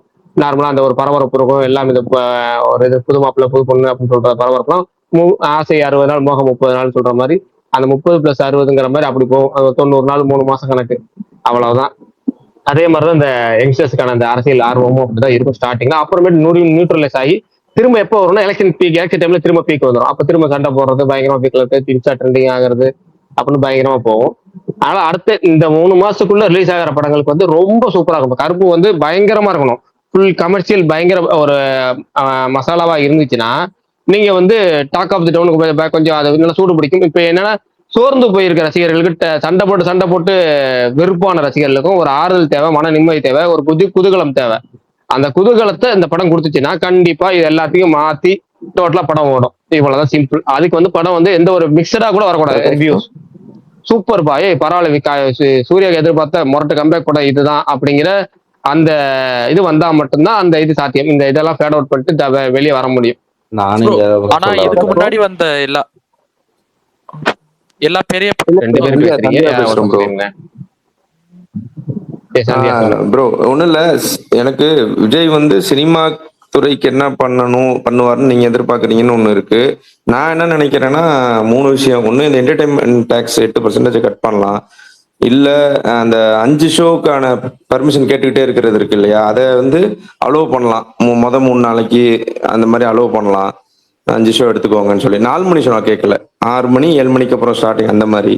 அப்புறம் 3வது, இந்த ஃபர்ஸ்ட் டே டிக்கெட் ஃபிளெக்சிபிளா வச்சுக்கிறது இருக்குல்ல, இது வந்து கார்த்திக் ரவிவர்மே சொல்லுவாப்புல, அது வந்து ஃபிளெக்சிபிளா வச்சிங்கன்னு சொல்லிட்டு அதுக்கு டாக்ஸ் கட்டிடுங்க. இப்ப 200 ரூபா டிக்கெட்டுக்கு டாக்ஸ் கட்டுறாங்க இல்லையா, அது 1000 ரூபாய்க்கு வித்தாலும் 1000 ரூபாய்க்குள்ள டாக்ஸ் என்னவோ கட்டிக்கிட்டோம், 1000 ரூபாய் வச்சு வித்துக்கிட்டோம் அப்படின்னு கார்த்திக் ரவிமா சொல்லுவாப்புல. அந்த மாதிரி பண்ணா நல்லா இருக்கும்னு நான் நினைக்கிறேன். இந்த 3 விஷயம் இது உங்களுக்கு என்ன தோணுது? இல்ல வேற எதுவும் முக்கியமான விஷயம் இருக்கா சினிமா துறைக்கு பண்ண வேண்டியது விஜய்? என்னெல்லாம் கேட்டா ஃபர்ஸ்ட் பொதுமக்கள் நலன் தான். அதெல்லாம் தாண்டி புரியுது. அதெல்லாம் தாண்டி சினிமாக்கு நீங்க சினிமா துறையை சார்ந்த ஒருத்தர் அதிகாரம் அவர் கைக்கு வரும்போது சினிமா துறைக்கு என்ன பண்ணணும் அப்படின்னு கண்டிப்பா கேட்பாங்க. அதுக்கு அவர் பண்ணக்கூடிய விஷயங்கள் என்னன்னா, எனக்கு தெரிஞ்சு இது தேவைப்படாது. இவ்வளவு விஷயங்கள்லாம் அது முக்கியமா இந்த டிக்கெட் ரேட்டை ஏத்துறது, பிளெக்சிபிள் ரேட், அது தேவையே கிடையாது. நார்மல் ரேட் அதுவே எல்லாத்துக்கும் படங்களுக்கும் போதுதான். எல்லா படம் ஏன்னா அப்பதான் அது வேணாங்கிறீங்க. அதெல்லாம் எது வேணாம் அப்படி ஒன்று ஒருத்தர் கொடுக்கணும்னு அவசியம் கிடையாது. அப்படி 3 நாள் வந்து நீங்க வந்து எல்லா ரசிகர்கள் இருந்து அது கொள்ளையடிக்கிறது தான். அது ரசிகர்களை கொள்ளையடிக்கிற ஒரு அதிகாரமாவோ அதை பயன்படுத்துறது ரொம்ப ரொம்ப தப்பு. ஏன்னா நீங்க 3 நாள் கண்டிப்பா ரசிகர் அப்படின்னு பார்க்கதான் போறான். அப்ப அவன் காசு நீங்க கொள்ளையடிக்கிறது தான். அதுக்கு கொள்ளையடிக்கிறது பண்ணிட்டு போறாங்க. அடுத்தவன் தப்பு பண்றான், நம்மளும் தப்பு பண்ண வேணாங்க. அடுத்தவன் அது வந்து மக்கள் ரசிகர் காசு தானுங்க. இப்ப உங்க காசு என் காசு தானுங்க. அதுக்கு ஏன் அரசாங்கமே திட்டம் போடணும் சொல்லுங்க? ப்ரொடியூசர் சம்பாதிக்காது, ப்ரொடியூசர் தானே போகுது, ப்ரொடியூசருக்கு தானே போகுது. அது 4 நாள் பார்த்தா ஆகாதா, 5 நாள் பார்த்தா ஆகாதான்னு கேட்பீங்க. அதெல்லாம் கிடையாது. 3 நாள் பாக்குறது ரசிகர் தான் பார்க்க போறான். ரசிகரோட ஆர்வத்தை பணமா மாத்துறது தான் சினிஃபீல்டு. அதுல ஏற்கனவே அப்படிதான் மாத்திட்டு இருக்காங்க. இன்னொரு சட்டத்தை போட்டு அதெல்லாம் பண்ணணும்னு அவசியம் வேணாம். நார்மலா 120 ரூபாயில இருந்து 190 ரூபாய்க்கு போயிட்டாங்க. 120 ரூபா டிக்கெட் இப்ப கிடையாது. பெரும்பாலான தேட்டர் 190 ரூபா தான் பிக்சடா போட்டாங்க. அதெல்லாம் மாத்தி கரெக்டா ஒரு பிக்சர் ரேட்டு. என்ன கேட்டா சினிமா துறைக்கு நான் பண்ணுங்கன்னு சொன்னா உடனடியா புக் மை ஷோ மாதிரி ஒரு ஓப்பன் வெப்சைட் எப்படின்னா டிக்கெட் எப்படின்னா சொல்லுமால, கரெக்டா எக்ஸாக்ட் வேர்டு வாயில வரல. அதாவது டிக்கெட் புக்கிங் எத்தனை டிக்கெட் புக்கிங் ஆகுது அப்படிங்கிற கணக்கு டிஸ்ட்ரிபியூட்டருக்கும் போகணும், ப்ரொடியூசருக்கும் போகணும், தேட்டருக்காரனுக்கும் போகணும். 3 பேத்துக்கு போற மாதிரி ஓப்பனா இருக்கணும். அது டக்குன்னு அந்த வார்த்தை கரெக்டா டிரான்ஸ்பரண்ட் புக்கிங்ஸ், டிரான்ஸ்பரண்ட் எவ்வளவு டிரான்சாக்ஷன் ஆகுதுங்கிறத தெளிவா தெரியணும், எல்லாத்துக்கும் தெரியணும். அது முக்கியமா ப்ரொடியூசர், பணம் போட்ட ப்ரொடியூசருக்கு தெரியணும். அது நிறைய ஏமாத்துறாங்க நிறைய டிஸ்ட்ரிபியூட்டர். இப்போ ரெகுலர் டிஸ்ட்ரிபியூட்டருக்கு போறப்போ அந்த சிக்கல் திரும்ப வரும். எனக்கு வந்து 3 மாசம் கழிச்சு இப்போ கணக்கு காமிக்கிறாங்க, 6 மாசம் கழிச்சு கணக்கு காமிக்கிறாங்க. 6 மாசம் கழிச்சு கணக்கு காமிக்கிறேன், நான் எப்படி பொறுப்போட வந்து போய் கேட்கறது? இவன் வேலையை விட்டுக்கிட்டேன் என்ன பண்றது, அவனை வேலையை விட்டுக்கிட்டேன்னு ரொம்ப குழப்பம் வரும். சினிமா துறைக்குன்னு ஒரு நல்லது பண்ணா அந்த டிரான்ஸ்பரன்சி கொண்டு வரணும். அதை கொண்டு வந்தாலே போதுமானது.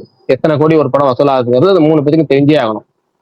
முக்கியமா தேட்டருக்காரங்கள்ட்ட இருந்து டிஸ்ட்ரிபியூட்டர் இருந்து ப்ரொடியூசருக்கு. அப்பதான் பெர்சன்டேஜ் கரெக்டா அப்படி போகும், பண்ணா கணக்குல போகும். ஆட்டோமேட்டிக்கா இதை பண்ணாலே அந்த சினிமா திரை ஷேர் பண்ணும். ப்ராஃபிட் ஷேரிங் வந்துருவாங்க. ஆமா, எல்லாத்துக்கும் கிடைக்கும், கரெக்டா கிடைக்கும்ல. அதே மாதிரி சினிமா துறைக்கு அரசாங்கம் முடிவெடுக்க முடியுமான்னு தெரியல. ஏன்னா வந்து தயாரிப்பாளர்கள் வந்து இதை முடிவெடுக்கணும். எப்படின்னா வந்து பண்ணவே மாட்டாங்க, தயாரிப்பாளரும் பண்ண மாட்டாங்க யாரும். சினிமா துறையை ரசிகர்கள் வந்து நீங்க ஊக்குவிக்கணும் அப்படின்னா டிக்கெட் ரேட்டை நீங்க வந்து குறைங்கன்னு சொல்ல மாட்டேன். ஆனா டிக்கெட் ரேட்டை வந்து இப்போ புக் பண்ணும்போது அந்த புக்கிங் சார்ஜஸ் தனித்தனி, ஒவ்வொரு டிக்கெட்டுக்கும் தனித்தனி புக்கிங் சார்ஜஸ் இருக்குல்ல. அது வந்து நம்ம போய் சிஎம் இதுக்கெல்லாம் ஒரு விஷயம் சொல்லி சிஎம் கொண்டு போய் கொடுக்க முடியாது. இதே இவங்கெல்லாம் ஒரு கன்சல்ட் பண்ணி ஒரு முடிவு எடுக்கணும். ஒவ்வொரு டிக்கெட்டுக்கு ஒவ்வொரு சர்வீஸ் சார்ஜ் பண்ணாலும் ஒருத்தர் எத்தனை டிக்கெட் புக் பண்ணாலும் அது ஒரு டிரான்சாக்ஷன் தான். அப்போ ஒரு டிரான்சாக்ஷன் அந்த புக்கிங் சார்ஜ் போட்டா போதுமான. உதாரணமா ஒரு டிக்கெட்டுக்கு 35 ரூபா புக்கிங் சார்ஜ் போறாங்கன்னா 10 டிக்கெட் புக் பண்ணாலும் 35 ரூபா போட்டா போதும். ஒன்னா தானே புக் பண்றாரு அவரு, ஒரே டிரான்சாக்ஷன் தானே அது. அது மாதிரி பண்ணணும். அது வந்து இவங்க 3 பேர் சேர்ந்து பண்ண வேண்டிய இதெல்லாம் பண்ண மாட்டாங்க. நம்ம சினிமா துறையில இருக்க சிஎம் அப்படிங்கறதுனால வேணா கேட்டுக்கலாம், அது அவ்வளவுதானே தவிர அதை பண்ண முடியாது. சினிமா துறைக்கு தனி கவனம் செலுத்தணும் அவசியமே கிடையாது எக்காரணத்தை கொண்டும். என்ன கேட்டா அவர் சொல்லியிருக்க திட்டங்கள் பயங்கரமா நிறைய சொல்லியிருக்காரு. அதெல்லாம் பண்ணிட்டு பண்ண வேண்டியதை பண்ணுங்க, அவ்வளவுதான். 10-11 இதை வந்து அதான் அதுக்கு தனித்துவம் கொடுக்க தேவையில்லைங்கிற, தனித்துவமா ஒரு வேலை செய்யணும்னு தேவையில்லை. கேட்டாங்கன்னா சினிமா துறையில ஏதாவது அவங்க உதவின்னு கேட்டாங்கன்னா அது இது மாதிரி பண்ண விஷயம் பண்ணா போதும். அந்த டிரான்ஸ்பரன்சி அதுதான் ரொம்ப ரொம்ப முக்கியமானது. ஏன்னா ஒரு டிரான்ஸ்பரண்டா இருந்து 3 பேத்துக்கு தெரிஞ்சா போதும். மற்றபடி அவர் இந்த 5 வருஷத்துல 3 வருஷம் மக்களுக்கான திட்டங்களை செயல்படுத்தி அதுக்கு போக ஏற்கனவே இருக்க பல திட்டங்கள் நிப்பாட்டாம இருந்தா போதும். அது கண்டிப்பா நிப்பாட்ட மாட்டாங்க. அது நிப்பாட்டாம இருந்தாலே அது கண்டினியூ பண்ணாலே போதுமானது. அது கண்டினியூ பண்ணி கொண்டு வந்து திட்டங்களை கொண்டு ஃபாலோ பண்ணாலே எல்லாமே கரெக்டா ஸ்மூத்தா போகும். அடுத்து வேற யாரும் பேச வந்த அஜித் பல்தான் ஏதோ சொல்ல வந்தீங்க. நானுமே நீங்க கருப்பு கொண்டு சொன்னீங்கல்ல, நானுமே அந்த மைண்ட் செட்ல தான் இருக்கேன். ஏன்னா கடைசியா ஒரு 4-5 மாசமா அரசியல் அது இதுன்னு போயிட்டு சினிமா பக்கமே ரொம்ப கான்சன்ட்ரேட் இல்லாம இருக்கு. ஒரு நல்ல ஒரு என்டர்டைன்மெண்ட் படம் வந்துச்சுன்னா தியேட்டர்ல போய் கொண்டாடி தீர்த்தரணும். அதுக்கேற்ற மாதிரி பக்கா கமர்ஷியல் ஃபிலிமா கருப்பு வருது. ஸோ எல்லாருமே அந்த ஒரு இதுக்காக தான் வெயிட் பண்றாங்க. ஏன்னா ரொம்ப அரசியல்னு சொல்லி ஒரு என்டர்டைன்மெண்ட்டே இல்லாம இதுவே இப்போ இந்த கடைசி ஒரு வாரம் இந்த ஜீத்து ஜோசப் படம் மாதிரி ட்விஸ்ட்டுக்கு மேல ட்விஸ்ட் அது இதுன்னு போயிட்டு மைண்டே ரொம்ப இதா இருக்கு. ஸோ ரிலாக்ஸ் பண்ணணும்னா யார் எங்க போறோம், 3/4 பேர் ரிலாக்ஸ் பண்றதுக்கு போற இடம் தியேட்டர் தான். இப்போ தியேட்டர்ல ஒரு கமர்ஷியல் படம் வந்துச்சுன்னா பயங்கரமா என்ஜாய் பண்ணலாம். அதே மாதிரி நான் ஃபர்ஸ்ட்ல இருந்தே சொல்லிருக்கிறது தான், எனக்கு இந்த 9 மணிக்கு அந்த 4 மணிக்கு ஆச்சு 5 மணிக்கு ஆச்சுல வேணாம். ரைட்டா 7 மணிக்கு ஒரு பர்மிஷன் கொடுத்தா நல்லா இருக்கும். 7 மணிக்கு படத்தை பார்த்துட்டு 10 மணிக்கு முடிஞ்சிச்சுன்னா அப்படியே ஆஃபீஸ் போகலாம், எந்த பிரச்சனையும் இல்லை. மதன் கை கட்டுறாரு பாருங்க Prakash bro. Prakash bro okay சொல்லுங்க. பிரகாஷ் ப்ரோ, இது ஏகே அப்டேட்ஸ் ஏதாச்சும் இருக்கு? இல்லவே இல்லைங்க. இந்த மந்த் வரமா பிரதர்? எனக்கு தெரிஞ்சு பிரகாஷ் ப்ரோ, இவரு சுகுமாரண்ணா இவங்களெல்லாம் இன்வைட் பண்ணிருக்கேன்னு சொல்லி போட்டார்ல, அது உண்மையா இன்வைட் போயிருக்குன்னு? எனக்கு நம்பிக்கை இல்லை. ஆனா வந்து ஃபார்முலா கண்டிப்பா இன்வைட் பண்ணுவாங்க. கண்டிப்பா அது வந்து மரபின் அடிப்படையில கண்டிப்பா ஃபாலோ பண்ணுவாங்க. எல்லாத்தையும் இன்வைட் பண்ணுவாங்க ப்ரோ. எல்லா தலைவர்களும். ஹலோ, கேக்குதா ப்ரோ? இப்ப எல்லாரும் சொல்லிட்டு இருந்தீங்களா இந்த வருஷத்துல வந்து எதுவுமே பெருசா இல்லைன்ட்டு படங்கள். அதாவது இந்த வருஷத்துல வந்த பராசக்தி, வாத்தியார், கரா, இது எல்லாமே வந்து ஒரு ஜான்ரா பேஸ்டு பிளெண்ட் பண்ணி தான் ஒரு கமர்ஷியலா கொடுக்க பார்த்தாங்க. பட் ப்ராப்பரா ஒரு கமர்ஷியல் என்டர்டெய்னர்ன்ற மாதிரி எதுவுமே இல்லை.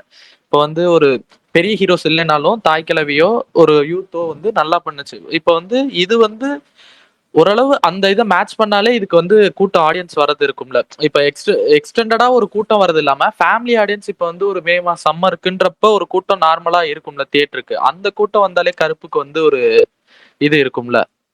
அடுத்த கொஸ்டினையும் கேட்டுக்கிறேன் சேத்தாப்ல, இல்லைன்னா வேற யாராவது பேசிடுவாங்க. அதே மாதிரி விஜயோட அவரோட வந்து அவர் ஒரு ஸ்டாரா தான் இன்னைக்கு வரைக்கும் அவர் வந்து எப்படி சொல்றது, அந்த ஒரு கரிஷ்மாவோ இல்லைன்னா அவர் நிலைப்படுத்திக்கிறதோ ஒரு பொலிட்டிக்கல் லீடரா மத்தவங்க ஒரு எல்லா பீப்புள்ஸ் கூட இறங்கி அவர் நிக்கணும்னு நினைச்சாலுமே அதை வந்து பீப்புள்ஸ் எப்படி அக்செப்ட் பண்ணிப்பாங்க, இனி எத்தனை வருஷத்துக்கு அவரை ஸ்டாராவே பார்ப்பாங்கன்ற ஒரு கொஸ்டின் இருக்குல்ல, அது எதுவும் மாறுமா இல்ல இனி வரும்போதும் அவர் ஒரு ஸ்டாராவே தான் இருப்பாரா?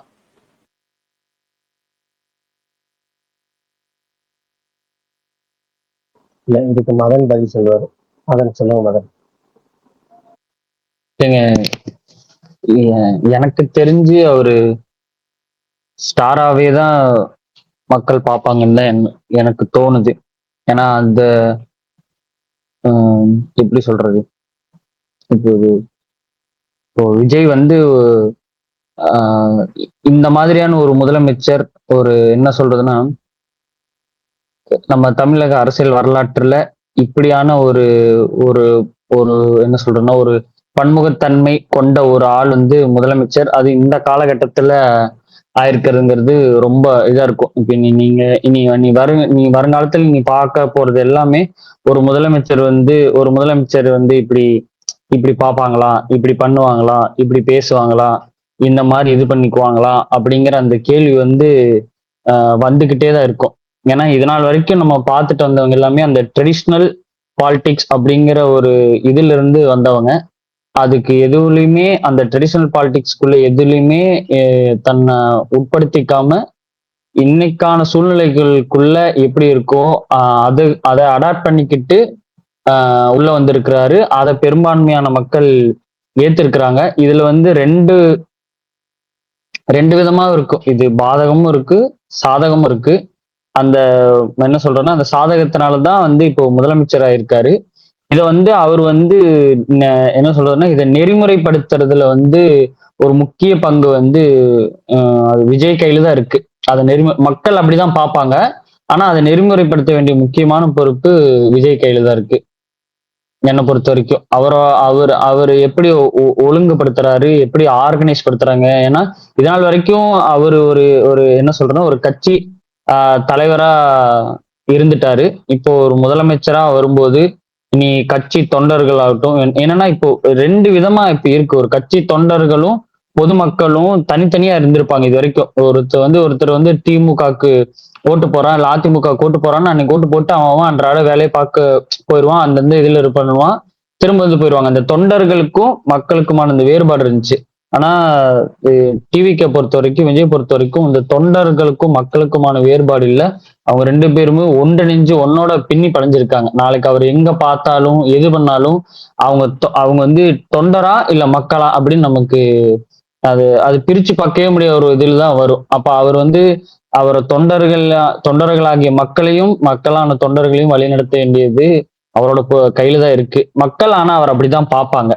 ஏன்னா இப்ப நீங்க அடுத்து இப்ப என்னன்னா, இந்த சோசியல் மீடியா காலத்துல வந்துட்டு இப்ப நீங்க அன்னைக்கு கலைஞர் வந்து இப்போ கலைஞராகட்டும், இப்ப நான் பார்த்து வந்த வகையில் என்ன சொல்றேன், ஒரு கலைஞராகட்டும், இப்போ இவங்க அம்மா ஜெயலலிதா ஆகட்டும், அவங்க முதலமைச்சராகி வர்றாங்கன்னா அவங்கள பத்தின செய்திகள், இது விளம்பரங்கள், இது எல்லாமே வந்து என்ன சொல்றேன்னா, செய்தி நியூஸ் பேப்பர் அந்த மாதிரி மீடியம்ல வந்திருக்கு. இப்ப நீங்க லாஸ்ட் ஃபியூ இயர்ஸ்ல நீங்க ஸ்டாலின் எடுத்து பார்த்துக்கிட்டீங்கனாலுமே அவருமே அந்த அந்த இந்த ஜெனரேஷனுக்கு அப்ரோச் பண்றதுக்கு அவரோட செயல் திட்டங்கள் இது எல்லாமே அந்த வீடியோ எடிட்ஸ் ஃபார்மேட். அவர் வந்து ஒரு ஹீரோ எலிவேஷன், ஸ்டாலின்ங்கிற ஒரு பிராண்ட், அந்த பிராண்ட் எலிவேஷனுக்குள்ளதான் உட்பட்டு தான் ஸ்டாலினுமே கொண்டு வந்தாங்க. ஆனா அதுல என்ன இதுன்னா, அவர் வந்து ஒரு பொலிட்டீஷியன், அவரை ஒரு ஒரு பிராண்டா கொண்டு வந்து என்ன சொல்றேன்னா இதோட இன்புட் பண்ண பார்த்தாங்க. அதுல வந்து அவர் கொஞ்சம் தனிச்சு இருந்தாரு. இங்க வந்து நீங்க அரசியல்வாதி ஒரு ஒரு ஒரு பீக் ஒரு சினிமா ஹீரோ வந்து வித்தின் 2 இயர்ஸ்க்குள்ள வந்து நீங்க ஒரு அரசாங்கத்தோட உச்சபட்சத்துல வரும்போது அவர் பண்ற எல்லா விஷயங்களுமே ஒரு சினிமேட்டிக் அப்ரோச்சா தான் எல்லாமே இங்க நம்ம பார்க்கப்படும். அவர் செய்யற விஷயங்கள் எல்லாமே அந்த சினிமேட்டிக் அப்ரோச்லயே நம்ம போகும்போது அவரை நோக்கி நம்ம கேள்வி கேட்கணும், அவர் எங்காவது சறுக்கும் போது இது பண்றங்கிறத மக்கள் எனக்கு தெரிஞ்சு அது எந்த அளவுக்கு உடனே சேஞ்ச் ஆவாங்கன்னு தெரியுது. ரொம்ப பெருமளவுல டீப்பா ஹர்ட் ஆகும்போது மட்டும்தான் அந்த சேஞ்ச் ஆகும்னு நான் நினைக்கிறேன், என்னை பொறுத்த வரைக்கும்.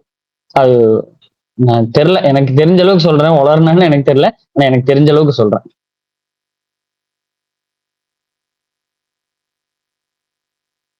எனக்கும் இன்னும் அந்த ஹீரோவோட ஃபேஸ்ல இருக்கிறதே கொஞ்சம் நல்லதுதான் நினைக்கிறேன். ஏன்னா அந்த ஹீரோவே பார்த்துட்டு இருந்தாங்கன்னா கேள்விகள் ஈஸியா கேட்கலாம். அந்த சிஎம் அந்த மாதிரி யோசிக்க ஆரம்பிச்சிட்டாங்கன்னா கேள்வி கேட்கறது கம்மியாயிரும். ஏன்னா இப்ப நம்ம எதா இருந்தாலும் சும்மா டக்குன்னு எடுத்து டேக் பண்ணி கேட்க முடியும். இப்ப நம்ம ஹீரோவா பாக்குறோம், ஃபேனா பார்த்து பேசுறோம்னா டக்குன்னு டேக் பண்ணி இது என்ன நடக்குது, இங்க எப்படி இருந்தாலும் நடக்கும், இது நடந்துச்சுன்னா இது என்ன நடக்குது, ஏன் இதுக்கு ஏன்னா இங்க இருக்கிற நிறைய பேர் வந்து என்ன முதற்கொண்டு நாங்க கன்வின்ஸ் பண்ணியிருக்கோம், இதெல்லாம் பண்ணுவாங்க, இது பண்ண ஓரளவுக்கு கன்வின்ஸ் பண்ணி வச்சிருக்கோம். நாளைக்கு எங்களை கேள்வி கேட்பாங்க. எங்களை கேட்டேங்கன்னா நாங்க கேட்கிற இடம் வந்து இங்க இந்த ட்விட்டர்ல ஏதோ அவரை டேக் பண்ணி கேட்கறாரு. இதுக்கு முன்னாடி இது வரைக்கும் கேட்டது கிடையாது. ஆனா நம்ம இப்படி ஒண்ணு பார்த்துட்டு இருக்காட்டி அண்ணனா பாக்குறோம் அப்படி ஒரு ஃபீல் இருக்கங்காட்டி ஈஸியா நம்ம அந்த கேள்வி கேட்க முடியும். அது ஒருத்தன் கேட்க மாட்டாங்க. ஒண்ணு நடந்துச்சுன்னா 100 பேர் 60 பேர் ஒட்டுக்கா கேட்பாங்க. அது உண்மையா அது வந்து மீடியால வந்து ஒரு பெரிய இதுவா ஆகத்தான் செய்யும். ஸோ அது இருக்கிறது எனக்கு நல்லது. அந்த ஹீரோவா அந்த அண்ணன் ஃபேஸோட இருக்கிறதே நல்லதுதான். அந்த சிஎம்மா பார்க்க ஆரம்பிச்சிட்டாங்கன்னா அந்த டிஸ்டன்ஸ் போயிடும்.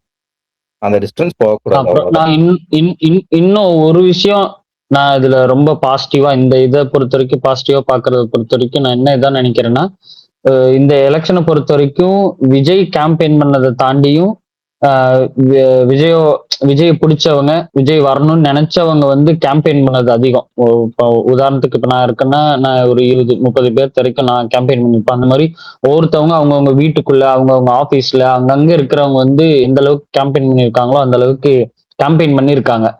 நாளைக்கு விஜய் வந்து இப்ப ஆல்ரெடி 2 திராவிட கட்சிகளோட சாதகங்கள் எடுத்துட்டு வந்தாருன்னா அது வந்து ஒன்றும் பிரச்சனை இல்லை. ஆனா 2 திராவிட கட்சிகள்லையும் நடந்த அதே குற்றங்களும் அதே அதிகார துஷ்பிரயோகங்களும் நடக்கும்போது யார் யாரெல்லாம் வீட்டுல வந்து கேம்பெயின் பண்ணி யாரெல்லாம், அதாவது நீ விஜய் ஃபேனா இல்லாம ஓகே இந்த தடவை ஒரு வாய்ப்பு கொடுப்போம் அப்படின்னு நினைச்சு கேட்டவங்க எல்லாருக்குமே வீட்டுல இருக்க அதை சப்போர்ட் பண்ணவங்களை நோக்கி வந்து கேள்வி கேட்பாங்க. என்னடா உங்க ஆள் வந்து பண்ணா அப்படி பண்ணி ரொம்ப ஈஸியா ரொம்ப சர்வசாதாரணமா ரொம்ப ஈஸியா இந்த கேள்வி வந்து அவங்கள நோக்கி வைப்பாங்க. என்ன உங்க ஆள் வந்தா எல்லாம் சேஞ்ச் ஆயிருன்னு சொன்னேன், உங்க ஆள வந்தா அப்படி பண்ணிடுவான்னு சொன்னேன், அவனு இப்படிதான் பண்ணிட்டு இருக்காங்கும் போது அந்த யாரெல்லாம் கேம்பெயின் பண்ணாங்களோ அவங்க எல்லாருமே வந்து விஜயை நோக்கி கேள்வி கேட்கறதுக்கான அத்தனை சாத்தியக்கூறுகள் இருக்கு.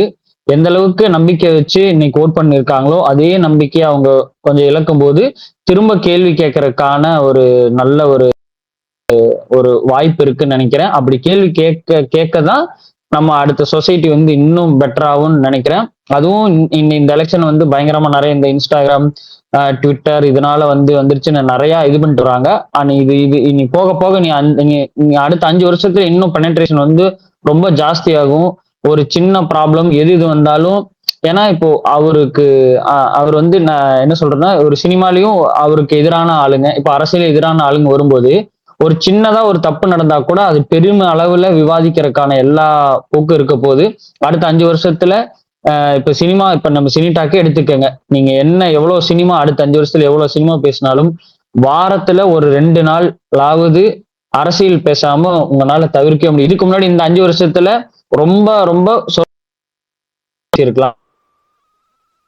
ஆனா வருங்கால அடுத்த 5 வருஷத்துல நீங்க எவ்வளவு சினிமா பேசினாலும் வாரத்துல குறைஞ்சது ரெண்டு தடவையாவது அரசியல் பேசுறது வந்து தவிர்க்க முடியாதுன்னு நினைக்கிறேன். ஏன்னா நிச்சயமா வந்து கேள்வி கேட்பாங்க, ஓட்டு போட்டவங்களும் கேட்பாங்க, ஓட்டு போடாதவங்க அதிகமா வந்து கேள்வி கேட்பாங்க.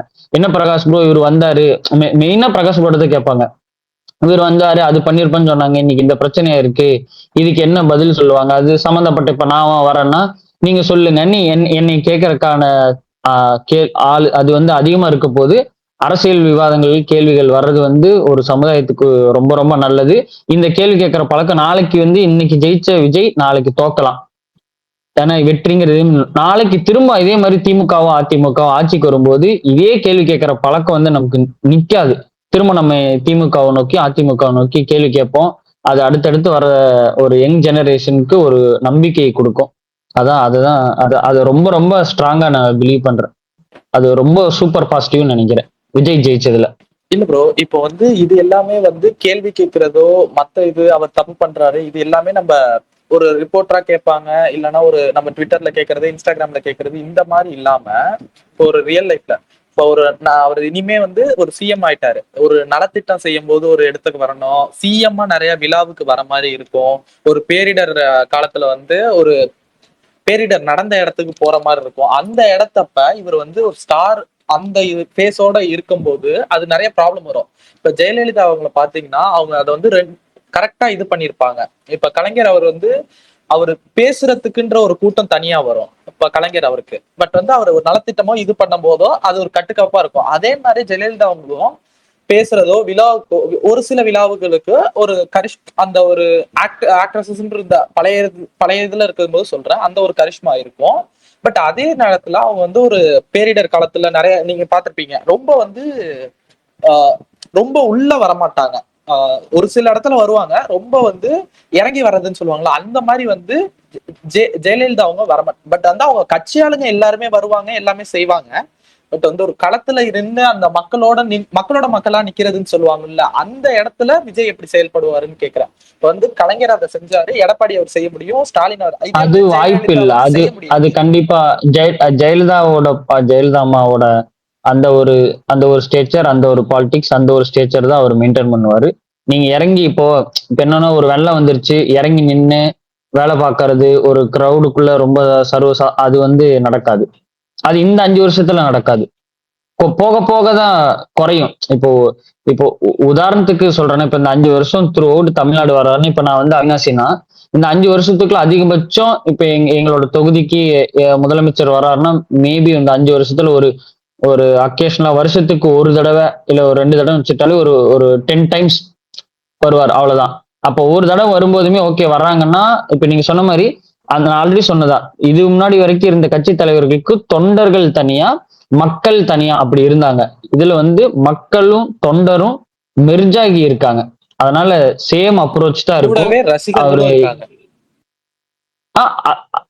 அதாவது இதுக்கு மேல ரசிகர்கள் இல்ல, ரசிகர்கள்ங்கிறவங்க வந்து இல்ல ரசிகர்கள்ங்கிற வந்து இல்ல ப்ரோ, அதுதான் ரசிகர்கள்ங்கிற வந்து இனி தொண்டர்கள் ஆயிட்டாங்கிறத என்னோட ஒரு இது. மக்கள் தனி, இனி ரசிகர்களா ஏன்னா ஓட்டு போட்டான், ரசிகரா இருந்து ஓட்டு போட்டான் வந்து இனி தொண்டன் தான் என்ன பொறுத்த வரைக்கும். அது இல்லாம இப்போ கேம்ப் ஒரு வாய்ப்பு கொடுத்துருக்காங்க இல்லையா, அவங்க வந்து மக்கள். ஆனா அவர் வாய்ப்பு கொடுத்த மக்களும் அவங்க ரெண்டும் மெர்ஜாகி இருக்காங்கிறதா என்னோட இது. நீங்க சொல்றதே அந்த ரசிகர் இதுங்கிறது வந்து உடனே குறையாது, போக போக போக தான் குறையும். அவரோட என்ன சொல்றேன்னா ஒவ்வொரு தடவையும் ஃப்ரீக்வெண்டா அவர் வெளியில வர போக போக தான் குறையும், உடனே குறையாது. அது கஷ்டம், உடனே குறையாது அது. ஏன்னா அவன் வந்து ஒரு லவ்ல வர்றான். இப்போ நீங்க சொல்ற மாதிரி ஒரு நலத்திட்டம் பண்றதுக்கு வர்றான்னு வச்சுக்கோங்களேன், அவன் இன்னும் குஷி ஆயிடுவான் ரொம்ப. ஆனா என் தலைவன் வந்து சேஞ்ச் பண்ணிட்டான் அப்படின்னு இன்னும் அந்த அன்பு வந்து இன்னும் பெருகிட்டே போகும். அதை ஆர்கனைஸ் பண்ண வேண்டியது, அதை ஒழுங்குபடுத்த வேண்டியது விஜயோட கையில இருக்கு.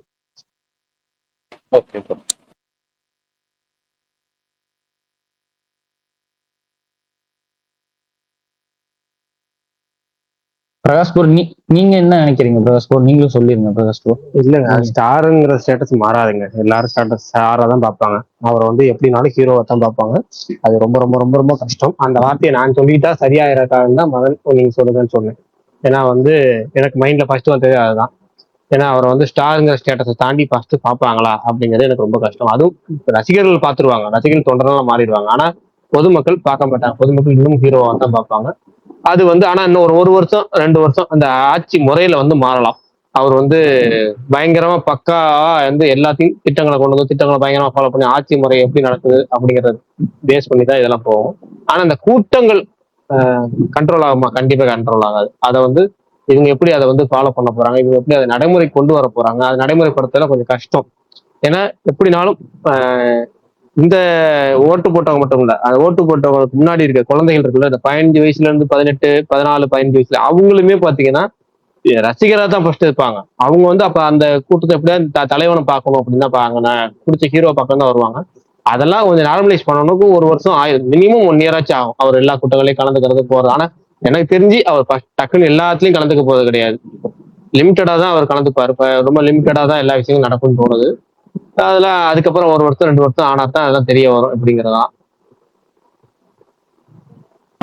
பிரகாஷ் ப்ரோ, நாளைக்கு என்ன ட்ரெய்லர் வருமா இல்ல மண்டே தானா? ஆஸ் யூஷுவல் மண்டே வந்தா பெட்டர்னு மண்டே தான் ப்ரோ பெட்டர். ஏன்னா நாளைக்கு ஃபுல்லா பதவி ஏற்பு, அது நாளைக்கு full and full social media அது மட்டும்தான் இருக்கும். ஏன்னா துறை சார்ந்த அமைச்சர்கள் எத்தனை பேர் இருக்காங்கன்னு சொல்லி அது நிறைய லிஸ்ட் வரும்ல. இப்பயே கொஞ்சம் ஃபர்ஸ்ட் முதற்கட்ட லிஸ்ட் வந்திருக்கு. இப்ப அதை விவாதம் பண்றது இப்ப இவங்களுக்கு சரிப்பட்டு வருமா அவங்களுக்கு சரிப்பட்டு வருமாங்கிற மாதிரி விவாதம் போகும். நாளைக்கு அது பதவி ஏற்பாங்கல்ல, அது பொது நிர்வாகம் இப்போ வந்துட்டு வந்து பாத்தீங்கன்னா பொது நிர்வாகம், காவல் மற்றும் உள்துறைங்கிறது விஜய், பொதுப்பணித்துறை செங்கோட்டையன், மின்சாரத்துறை இபி இருக்குல்ல அது வந்து சிடிஆர் நிர்மல்குமார் இருந்தாங்க. அப்புறம் பள்ளிக்கல்வித்துறை தான் இங்க ரொம்ப முக்கியமானது, நமக்கு ரொம்ப ரொம்ப முக்கியமான துறை பள்ளிக்கல்வித்துறை. அந்த துறைக்கு வந்து வெங்கட்ரமன் இருக்காருல, மயிலாப்பூர் தொகுதி எம்எல்ஏ, அவர் சொல்லியிருக்கிறாங்க. சிறுபான்மை நலத்துறைக்கு முஸ்தபா சொல்லியிருக்காங்க, அந்த மதுரை மத்தியில ஜெயிச்சார்ல அவரு. ஆதிதிராவிட நலத்துறை வந்து ராஜ்மோகன், எல்லாருக்கும் தெரிஞ்ச ஒரு எல்லம்பூர். பத்திரப்பதிவு மற்றும் வணிக வரித்துறை வந்து அருண்ராஜ், அது பொருத்தமானது. ஏன்னா அவர் ஐஆர்எஸ் இருந்தாரு. நான் அவருக்கு தான் நிதித்துறை வரும்னு நான் நினைச்சேன். நான் வந்து கணக்கு பண்ணது வந்து அவர் தான் வந்து பினான்ஸ் மினிஸ்டரா வருவாருங்கிறத நான் ஐடியா பண்ணேன். ஏன்னா ஆனா அவருக்கு வந்து வணிக வரித்துறையின் செய்தியில வருது. அது வந்து இனிஷியல் லிஸ்ட்டுனால நமக்கு கன்ஃபர்மேஷன் தெரியல. நகராட்சி நிர்வாகத்துறை வந்து புசியான சொல்லியிருக்கிறாங்க. விளையாட்டு மற்றும் மதுவிலக்குத்துறை அது ஆதவதி. நான் எதிர்பார்த்தது ஸ்போர்ட்ஸ் மினிஸ்டர் தான் அவர் வருவாருன்னு எதிர்பார்த்தேன். அது 2 வகையில அது வந்து வரும். அது எப்படிங்கிறத பேசுவோம். நாளைக்கு ஆஃபீஸ்ல ஆனட்டும். எனக்கு வந்து இது இந்த லிஸ்ட்ல வந்து இப்போ இது மாதிரி ஒவ்வொருத்தருக்கும் சொல்லுவாங்க. ஒவ்வொரு லிஸ்ட்லயும் ஒவ்வொன்றும் சாதகமா இருக்கு, சூப்பரா இருக்கு. அடுத்து ஒவ்வொன்றும் இது சரிப்பட்டு வருமா அப்படின்னு கேள்வி கேட்பாங்க. அதெல்லாம் நாளைக்கு போகும். அதனால வந்து நாளைக்கு கருப்பு ட்ரெயிலர் ரிலீஸ் பண்ணாம நாளை மறுநாள் திங்கட்கிழமை இதெல்லாம் அணையட்டும். அணைஞ்ச அப்புறம் ரிலீஸ் பண்ணா பெட்டர். பிரகாஷ் ப்ரோ, இதுக்கு முன்னாடி ட்ரெய்லர் ரிலீஸ் பண்ணாம ஏதாவது படம் புக்கிங்ஸ் ஓபன் பண்ணியிருக்காங்களா தமிழ்நாட்டுல? பண்ணிருக்காங்களே. பண்ணிருக்காங்க. டீசர் ட்ரெய்லரே பண்ணாம பண்ணிருக்காங்க. டீசர் பண்ணாம பண்ணிருக்காங்க பாருங்க. எதுவுமே வராம. அதான் என்ன படம்? இதுங்க நம்ம அரசியல் மேல ப்ரோ கோல்டு எதுவுமே கொஞ்ச நாளைக்கு பண்ணல. முன்னாடி அந்த மலையாள படம் தானே?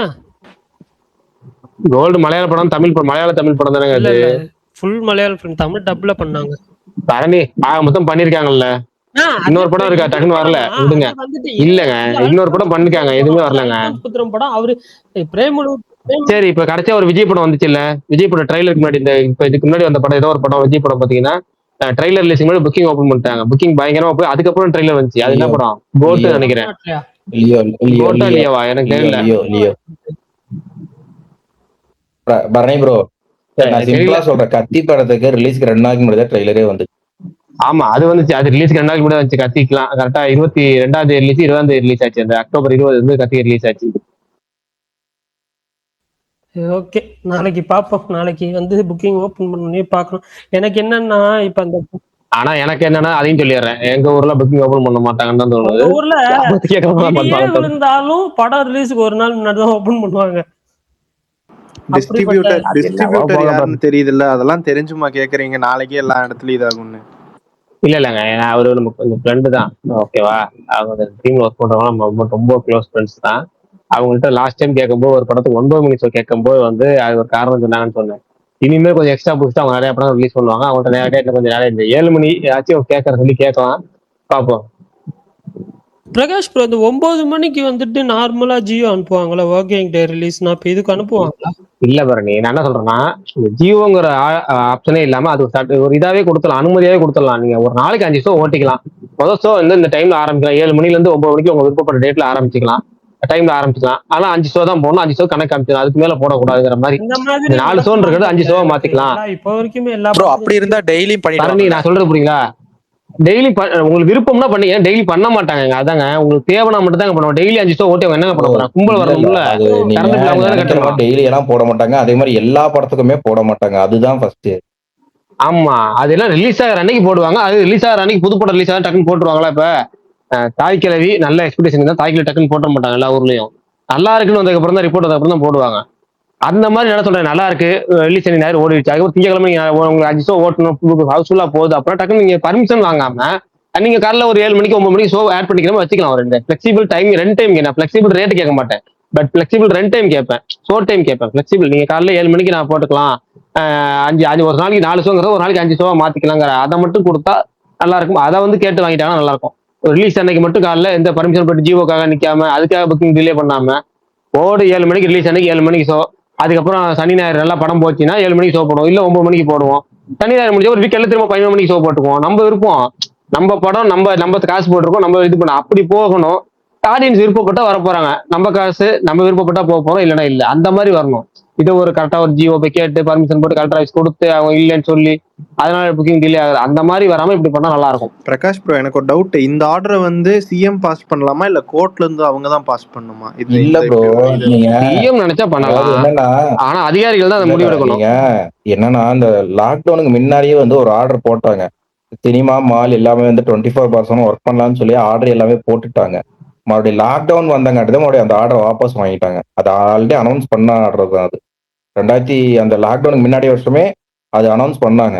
எல்லாருமே வந்து அந்த இது எல்லாமே பண்ணலாம்னு 24/7 ஒர்க் பண்ணிக்கலாம், அந்த தியேட்டரு மாலு எல்லாமே. அதுக்கப்புறம் தான் அது மறுபடியும் வாபஸ் வாங்கிட்டாங்க.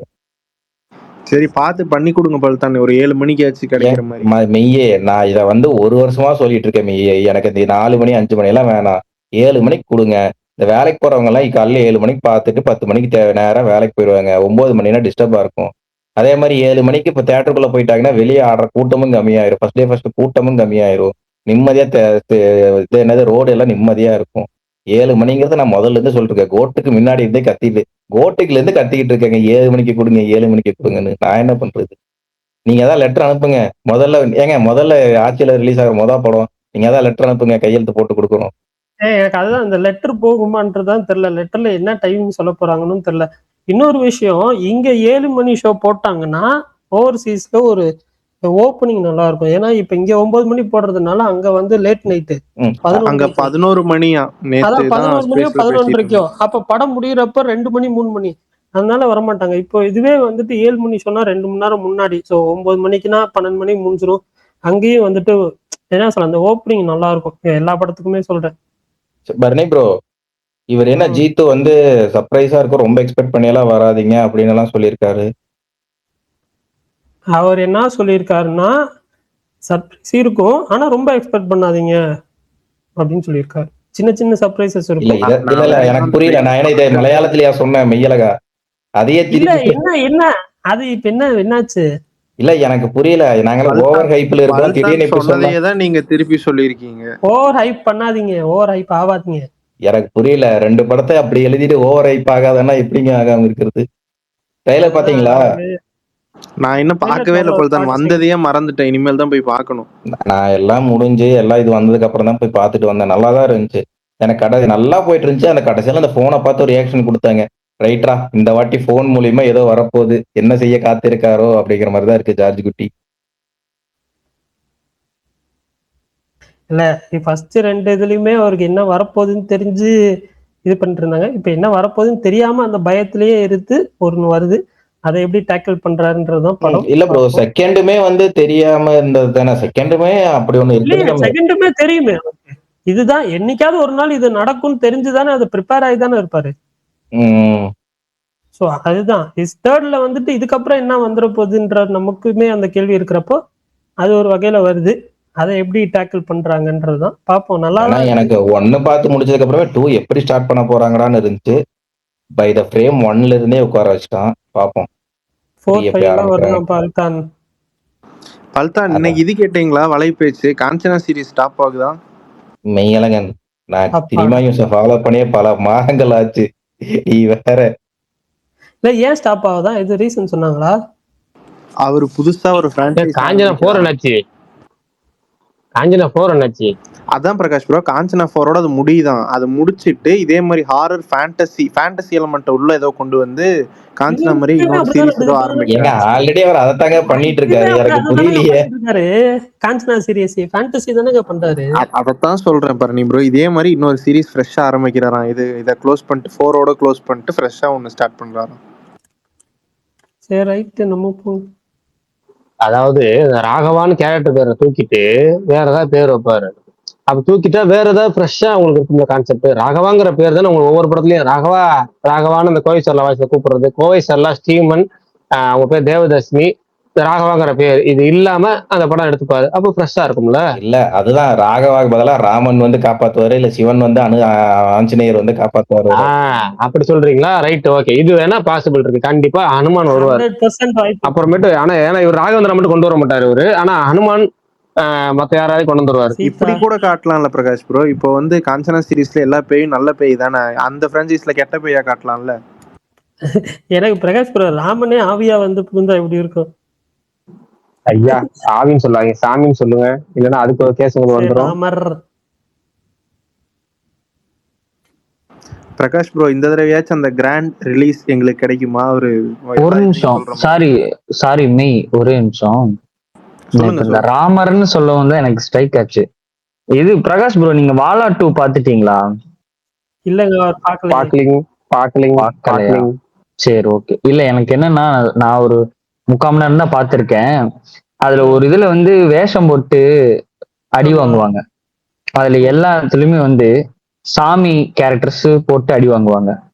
அதுல கொஞ்சமும் சம்பந்தம் இல்லாம வீரப்பன் கேரக்டர் போட்டு அடி வாங்குவாங்க. அது ஏன்னு எனக்கு தெரியல. பர்னி ஏன் வன்மம் கேட்கிறாருன்னு உங்களுக்கு தெரியுங்களா?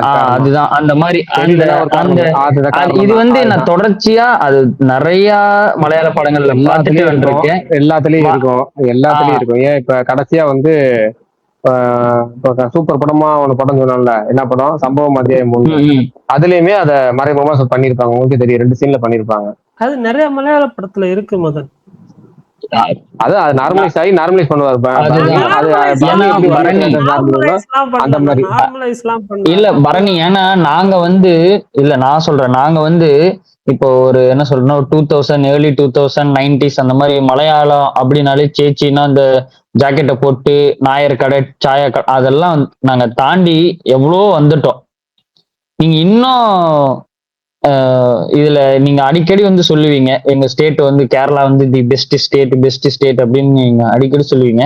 நீங்க உங்களுக்கு சம்மந்தப்பட்டவங்க யாராவது உங்களுக்கு கேரளா சினிமால இருந்தாங்களாவோ இல்ல சம்மந்தப்பட்டு இருந்தாங்கனாலோ கொஞ்சம் வந்து சொல்லுங்க. அது டோட்டலி அன்வான்ட். அது வீரப்பன் வந்து இது பண்ணி அந்த மீசையை பிச்சு அது வந்து அந்த அந்த டோட்டல் சீனரிக்குமே சம்பந்தம் இல்லாத ஒரு சீன். எனக்கு இப்போ இந்த ராமர்னு சொன்னவும் கரெக்டா ஸ்ட்ரைக் ஆயிருச்சு எனக்கு சொல்லவும் அந்த சீன். ஏன்னா மனசுல ஏன்னா படம் பார்த்தே 3/4 மணி நேரம் சூப்பரா இருந்துச்சு, காமெடியா நல்லா ஃபன்னா போயிட்டு இருந்துச்சு. திடீர்னு அது மனசுக்குள்ள அப்படியே நின்றுச்சு அந்த சீன் மட்டும் சொன்னேன்னு வந்துருச்சு. படம் உங்களுக்கு பிடிச்சிருக்கல மதன் ப்ரோ? நல்ல படம், நல்ல படம். நான் ஒரு 3/4 மணி நேரம் தான் பார்த்திருக்கேன். பார்க்காம பார்த்தா ஓகே தானே? இல்லங்க, இது படம் எல்லாம் நல்லா இருக்கு ரைட்டு. ஆனா இது வந்து இவர் சொன்ன மாதிரி தானே இந்த நார்மலைஸ் ஜஸ்ட் லைக் தட் அப்படி நம்ம கொண்டு போறாங்களே. இப்போ சப்போஸ் இப்போ கேரளால சம்மந்தப்பட்ட இப்போ வீரப்பன் வந்து இட்ஸ் டிபேட்டபிள், அது வந்து நீங்க அவரை பத்தி இது பண்றது. ஆனா அந்த இடத்துல வைக்க வேண்டிய தேவையில்லை. இப்ப நீங்க வேற ஏதாவது ஒரு கேரக்டர் ஏதோ ஒரு நேஷனல் லீடர்ஸோ இல்ல ஏதோ ஒரு கணக்கு பூரா கார்டு வச்சுட்டு இருக்கும்போது சம்பந்தமே இல்லாம ஒரு ஸ்மக்லர், அதுவும் தமிழ்நாட்டில் இருக்கிற ஒரு ஸ்மக்லர் அந்த கணக்குக்கு வைக்கிறது என்ன வகையில சரியா வரும்னு எனக்கு தெரியல. அவ்வளவுதான் நான் எனக்கு சொல்ல வந்தது. ஏன்னா இது நிறைய படத்துல பார்த்திருக்கேன். இந்த நஸ்ரியா என்ன ஏதோ ஒரு படம் வந்திருக்கு, இந்த ஃபசில் ஜோசப் எல்லாம் நடிச்சு இருந்திருப்பாங்க. அதுல எல்லாம் கரெக்டா இருக்கும், எல்லாம் இதுல போயிட்டு இருப்பாங்க. அந்த லெஸ்பியன் கேரக்டரா அந்த கேரக்டர் மட்டும் கரெக்டா தமிழ் பேசிடும், அதுவும் இருக்கு. அப்புறம் இன்னும் நிறைய நான் ரீசெண்டா பார்த்த நிறைய ஐயோ இது சொன்னா பரணி வேற சிரிப்பாரு. ஏன்னா அவருக்கு வேணா அவரை நைட்டு தூக்கிடுவாரு. சொல்லட்டுமா? தூக்கலாம் மாட்டேன், நீங்க சொல்லுங்க. நம்ம துல்கர் நடிச்ச படத்துல நாய்க்குட்டிக்கு பிரபாகரன் பேர் வச்சிருப்பாருல. கரெக்ட். ஆமா, கேட்டதுக்கு வந்து அப்படி எனக்கு அது சத்தியமா தெரியாதுன்னு பாரு. பட் அதுக்கு முன்னாடி படத்துலதான் அவர் போலீஸ் ஆஃபீஸர் ஏதோ நடிச்சிருப்பாரு. அதுல ஒரு போட்டோ கூட யூஸ் பண்ணிருப்பாங்க. அப்புறம் இன்னொன்னு இது பிரகாஷ் ப்ரோ, அந்த இல்ல பிரகாஷ் ப்ரோ, இது இந்த ஈகோ படத்துல அந்த போலீஸ்காரன் ஒருத்தர் கேரக்டர் இந்த பிளாஷ்பேக் இது சொல்லும் போது நீங்க தமிழ்ல பாத்தீங்களா மலையாளத்துல பாத்தீங்களா பிரகாஷ் ப்ரோ? தமிழ்ல தான் நினைக்கிறேன். டக்குன்னு நம்ம வச்சுக்கிறேன், மறந்து போச்சு. ஏன்னா அந்த போலீஸ்காரர் பத்தி வாய்ஸ் ஓவர் வர ஃபர்ஸ்ட் இல்ல மலையாளத்துல பார்த்தனா தமிழ்ல பார்த்தனா இல்ல ஓடிடில தான் பாத்தீங்க, நீங்க தமிழ்ல தான் பாத்திருப்பீங்க எனக்கு தெரிஞ்சு. தமிழ் தான். ஓடிடில பார்த்தாலும் சில நேரம் ஒரிஜினல் வெர்ஷன் பாப்பேன் பாரு, நீ கன்ஃபியூஸ் ஆயிரும் கொஞ்சம் எதுல பார்த்தோன்னு. ஓகே இருங்க வரேன். இது ஈகோ வந்து தமிழ்ல தான் பார்த்திருக்கேன்னு நினைக்கிறேன். சொல்லுங்க. ஏன்னா அந்த போலீஸ்காரன் வந்து ஒரு ரூம்குள்ள இது பண்ணிட்டு வெளியில இருந்து போது வாய்ஸ் ஓவர்ல ஒரு இது சொல்லுவாங்க. அந்த பிளாஷ்பேக் சொல்லும் போது வாச்சாத்தி சம்பவம்னு சொல்லுவாங்க தமிழ்ல. எனக்கு வந்து இப்போ அந்த வாச்சாத்தி சம்பவத்துக்கும் அந்த கதைக்கும் என்ன சம்பந்தப்பட்டு என்ன லிங்க் பண்றாங்கன்னு எனக்கு புரியல அந்த டைம்ல. நீங்க உங்களுக்கு ஞாபகம் இருக்கா? இந்த படத்துல சொல்றாங்க ஞாபகம் இருக்கு. அந்த இடத்துல ஏதோ ஒண்ணு பார்த்து எனக்கு மைண்ட்ல ஞாபகம் வந்தது இருக்கு. அதுக்கப்புறம் படத்தை மறந்துட்டேன். ஏன்னா இங்க நேற்று ஒரு நண்பர் வந்து சினிமால இருந்து எனக்கு ஒரு வேலை கொடுத்தாரு. நேற்று இல்ல 3-4 நாளைக்கு முன்னாடி கொடுத்தாரு. நேற்று முடிஞ்சான்னு கேட்டாரு அந்த வேலை. நான் உடனே சொன்னேன், இல்லைங்க எனக்கு அந்த யோசனையே வரல. சினிமால எனக்கு சுத்தமா மூளை வேலை செய்தா இல்லையான்னு எனக்கே தெரியல. நான் டோட்டலா இங்க பாலிடிக்ஸ்ல ஒண்ணுமே புரிய மாட்டேது எனக்கு அப்படின்னா. இப்ப நான் பார்த்த படம் ரொம்ப எனக்குலாம் ஒரு 20 வருஷம் முன்னாடி பார்த்த படத்தை கேட்டீங்க கூட டக்குன்னு சொல்ற ஆளு எனக்கு இப்போ ஒரு புதுசா எதையுமே ஞாபகம் வரல. அது மூளையே திரும்ப ரெப்ரஸ் ஆகிறதுக்கு எவ்வளவு நாள் ஆகும்னு தெரியல. அது கொஞ்சம் நாள் ஈகோவே நான் தமிழ்ல பார்த்தேன், மலையாள பார்த்தேன். நீங்க ரீவாட்ச் பண்ணிட்டு வேணா வந்துட்டு பாருங்க. ஏன்னா இது எல்லாமே ஏன் டக்குன்னு மனசுல நிக்குதுன்னா படம் வந்து இந்த படம் எல்லாமே ரொம்ப இன்டெப்தா நம்ம ரசிச்சு பார்த்துட்டு இருக்கும்போது சம்பந்தம் எல்லாம் கரெக்டா துருத்திட்டு வந்து நிக்கும். அது மனசுல அப்படியே ஒட்டிக்கிச்சு. எனக்கு ஈகோ படம் வந்து நான் பார்த்ததுல ரொம்ப பிடிச்ச மோஸ்ட் ஃபேவரட் படம் ஈகோ படம். ஓடிடில ஒரு 3-4 தடவை பார்த்தேன். ரொம்ப பிடிச்ச படம். ஆனா அதுலயும் இந்த மாதிரி சம்பந்தம்லாம் வந்து வரும். அது ஏன் இப்படி பண்றாங்கன்னு தெரியல. மலையாளத்துல தான் நான் பார்த்தேன். பட் எனக்கு அந்த மாதிரி வேர்டிங் கேட்ட மாதிரி ஞாபகம் இல்லை. அந்த ஒரு வீடு முன்னாடி ஒரு வீடு இருக்கும். அந்த வீட்டுக்குள்ள வெளியே நின்னுட்டு சிகரெட் குடிச்சிட்டு அந்த போலீஸ்கார் இது பண்ணிட்டு இருப்பான். அப்போ ஒரு வாய்ஸ் ஓவர் போகும். அப்ப நீங்க கேட்டு பாருங்க. நான் செக் பண்ணிட்டு வரேன். படத்திலேயே எட்டாவது பண்றது எல்லாம் தமிழ்நாட்டுக்காரங்களா தான் இருப்பாங்க. 2018 ஒரு படம் இருக்கு, பாத்திருக்கீங்களா எல்லாரும்? அந்த அந்த புயல் வர அந்த ஃப்ளட் வர படம்.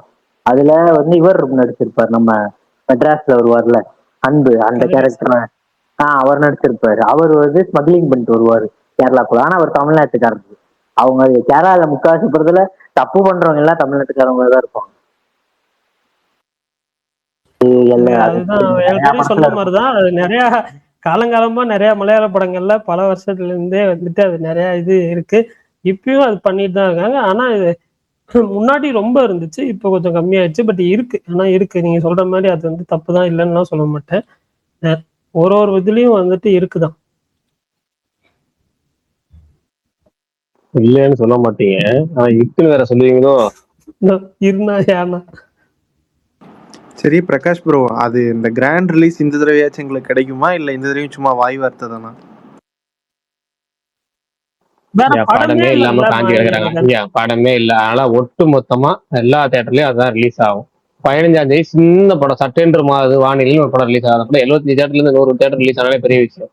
அப்ப மிச்சம் இருக்க எல்லா தேட்டருக்கும் வேற வழியே கிடையாது, ஆப்ஷனே கிடையாது. நீங்க கிராண்ட் ரிலீஸே கேட்கலனாலும் பரவாயில்ல, ஐயா எனக்கு 500 தேட்டர் போதுங்கன்னு சொன்னாலும் உங்களுக்கு 850 தேட்டர் ரிலீஸ் பண்ணுவாங்க. ஓகேவா? நீங்களே சொன்னாலும் ஐயா எங்களுக்கு வேணாம், அப்புறம் வந்து இது இருக்க டிமாண்ட் இல்லாம போயிடும், நீங்க கொஞ்சம் குறைங்க சீட் தேட்டர் கொஞ்சம் குறைங்கன்னு நீங்களே கேட்டா கூட வாய்ப்பு இல்ல, நீங்க வேளான்னு சொன்னா நான் ஊத்திக்கிட்டே தான் இருப்பேன் அப்படின்னு அவர் ஊத்துவாரு. இதெல்லாம் நடக்குமான்னு நினைச்சிருக்கீங்க? நடந்துருச்சு. இன்னும் சொல்லவா? சொல்லுங்க. கேரளால 300 ஸ்கிரீன்ல வரும். அதிரடி ரிலீஸ் ஆகுது 350 ஸ்கிரீன்ஸ்ல. இது வந்துட்டு அது என்ன ஒரு வாரம்? அது கரெக்ட். அது என்ன ஒரு வாரம் தான், அது 21 முடிஞ்சிடும்ல. பட் உங்க ஓபனிங் இருக்கும்ல, போதும்.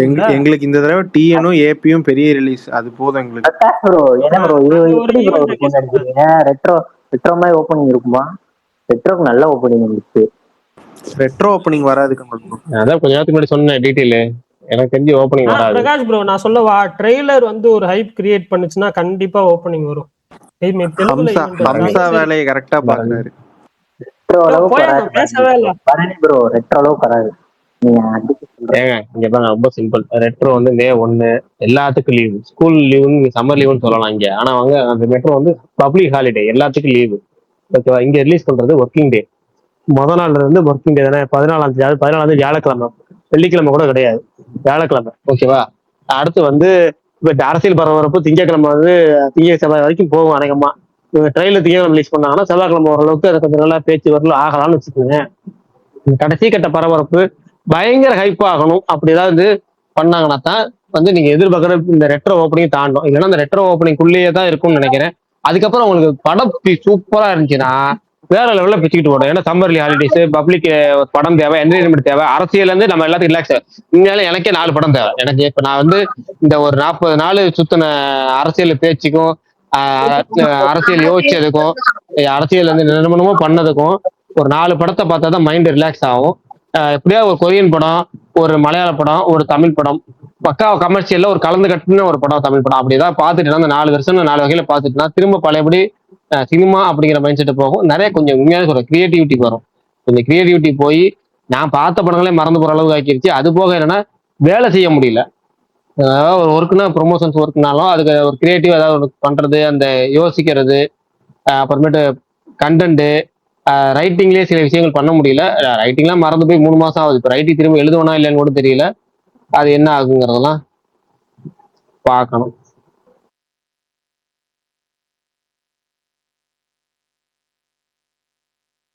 பிரகாஷ் ப்ரோ, உங்களுக்கு தெரிஞ்ச சோர்ஸ் எல்லாம் ஏதாவது சொல்றாங்களா படத்தை பத்தி நல்ல விஷயமா? நான் கேட்கவே இல்லைங்கிறேனே. ஏங்க யாருங்க இப்ப பரணி நேற்று போன் பண்ணி படத்துக்கு போனீங்களான்னு கேட்டாரு. என்ன படத்துக்கு? ஒரு படம், புது படம் ரிலீஸ் ஆச்சு, போனீங்கன்னு கேட்டாரு. ஏங்க இருக்கிற பரபரப்புல படத்தை விட மோசமா, படத்தை விட வேகமா, படத்தை விட பரபரப்பா ட்விஸ்ட் அண்ட் டர்ன்ஸ் இருக்கு.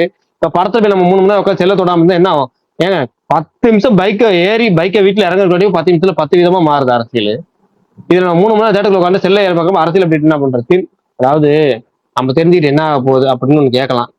அதனால என்ன ஆக போகுது, படத்தை பார்த்து முடிக்க வேண்டியது. அப்பெல்லாம் இருக்க முடியலையே மைண்ட் செட்டு.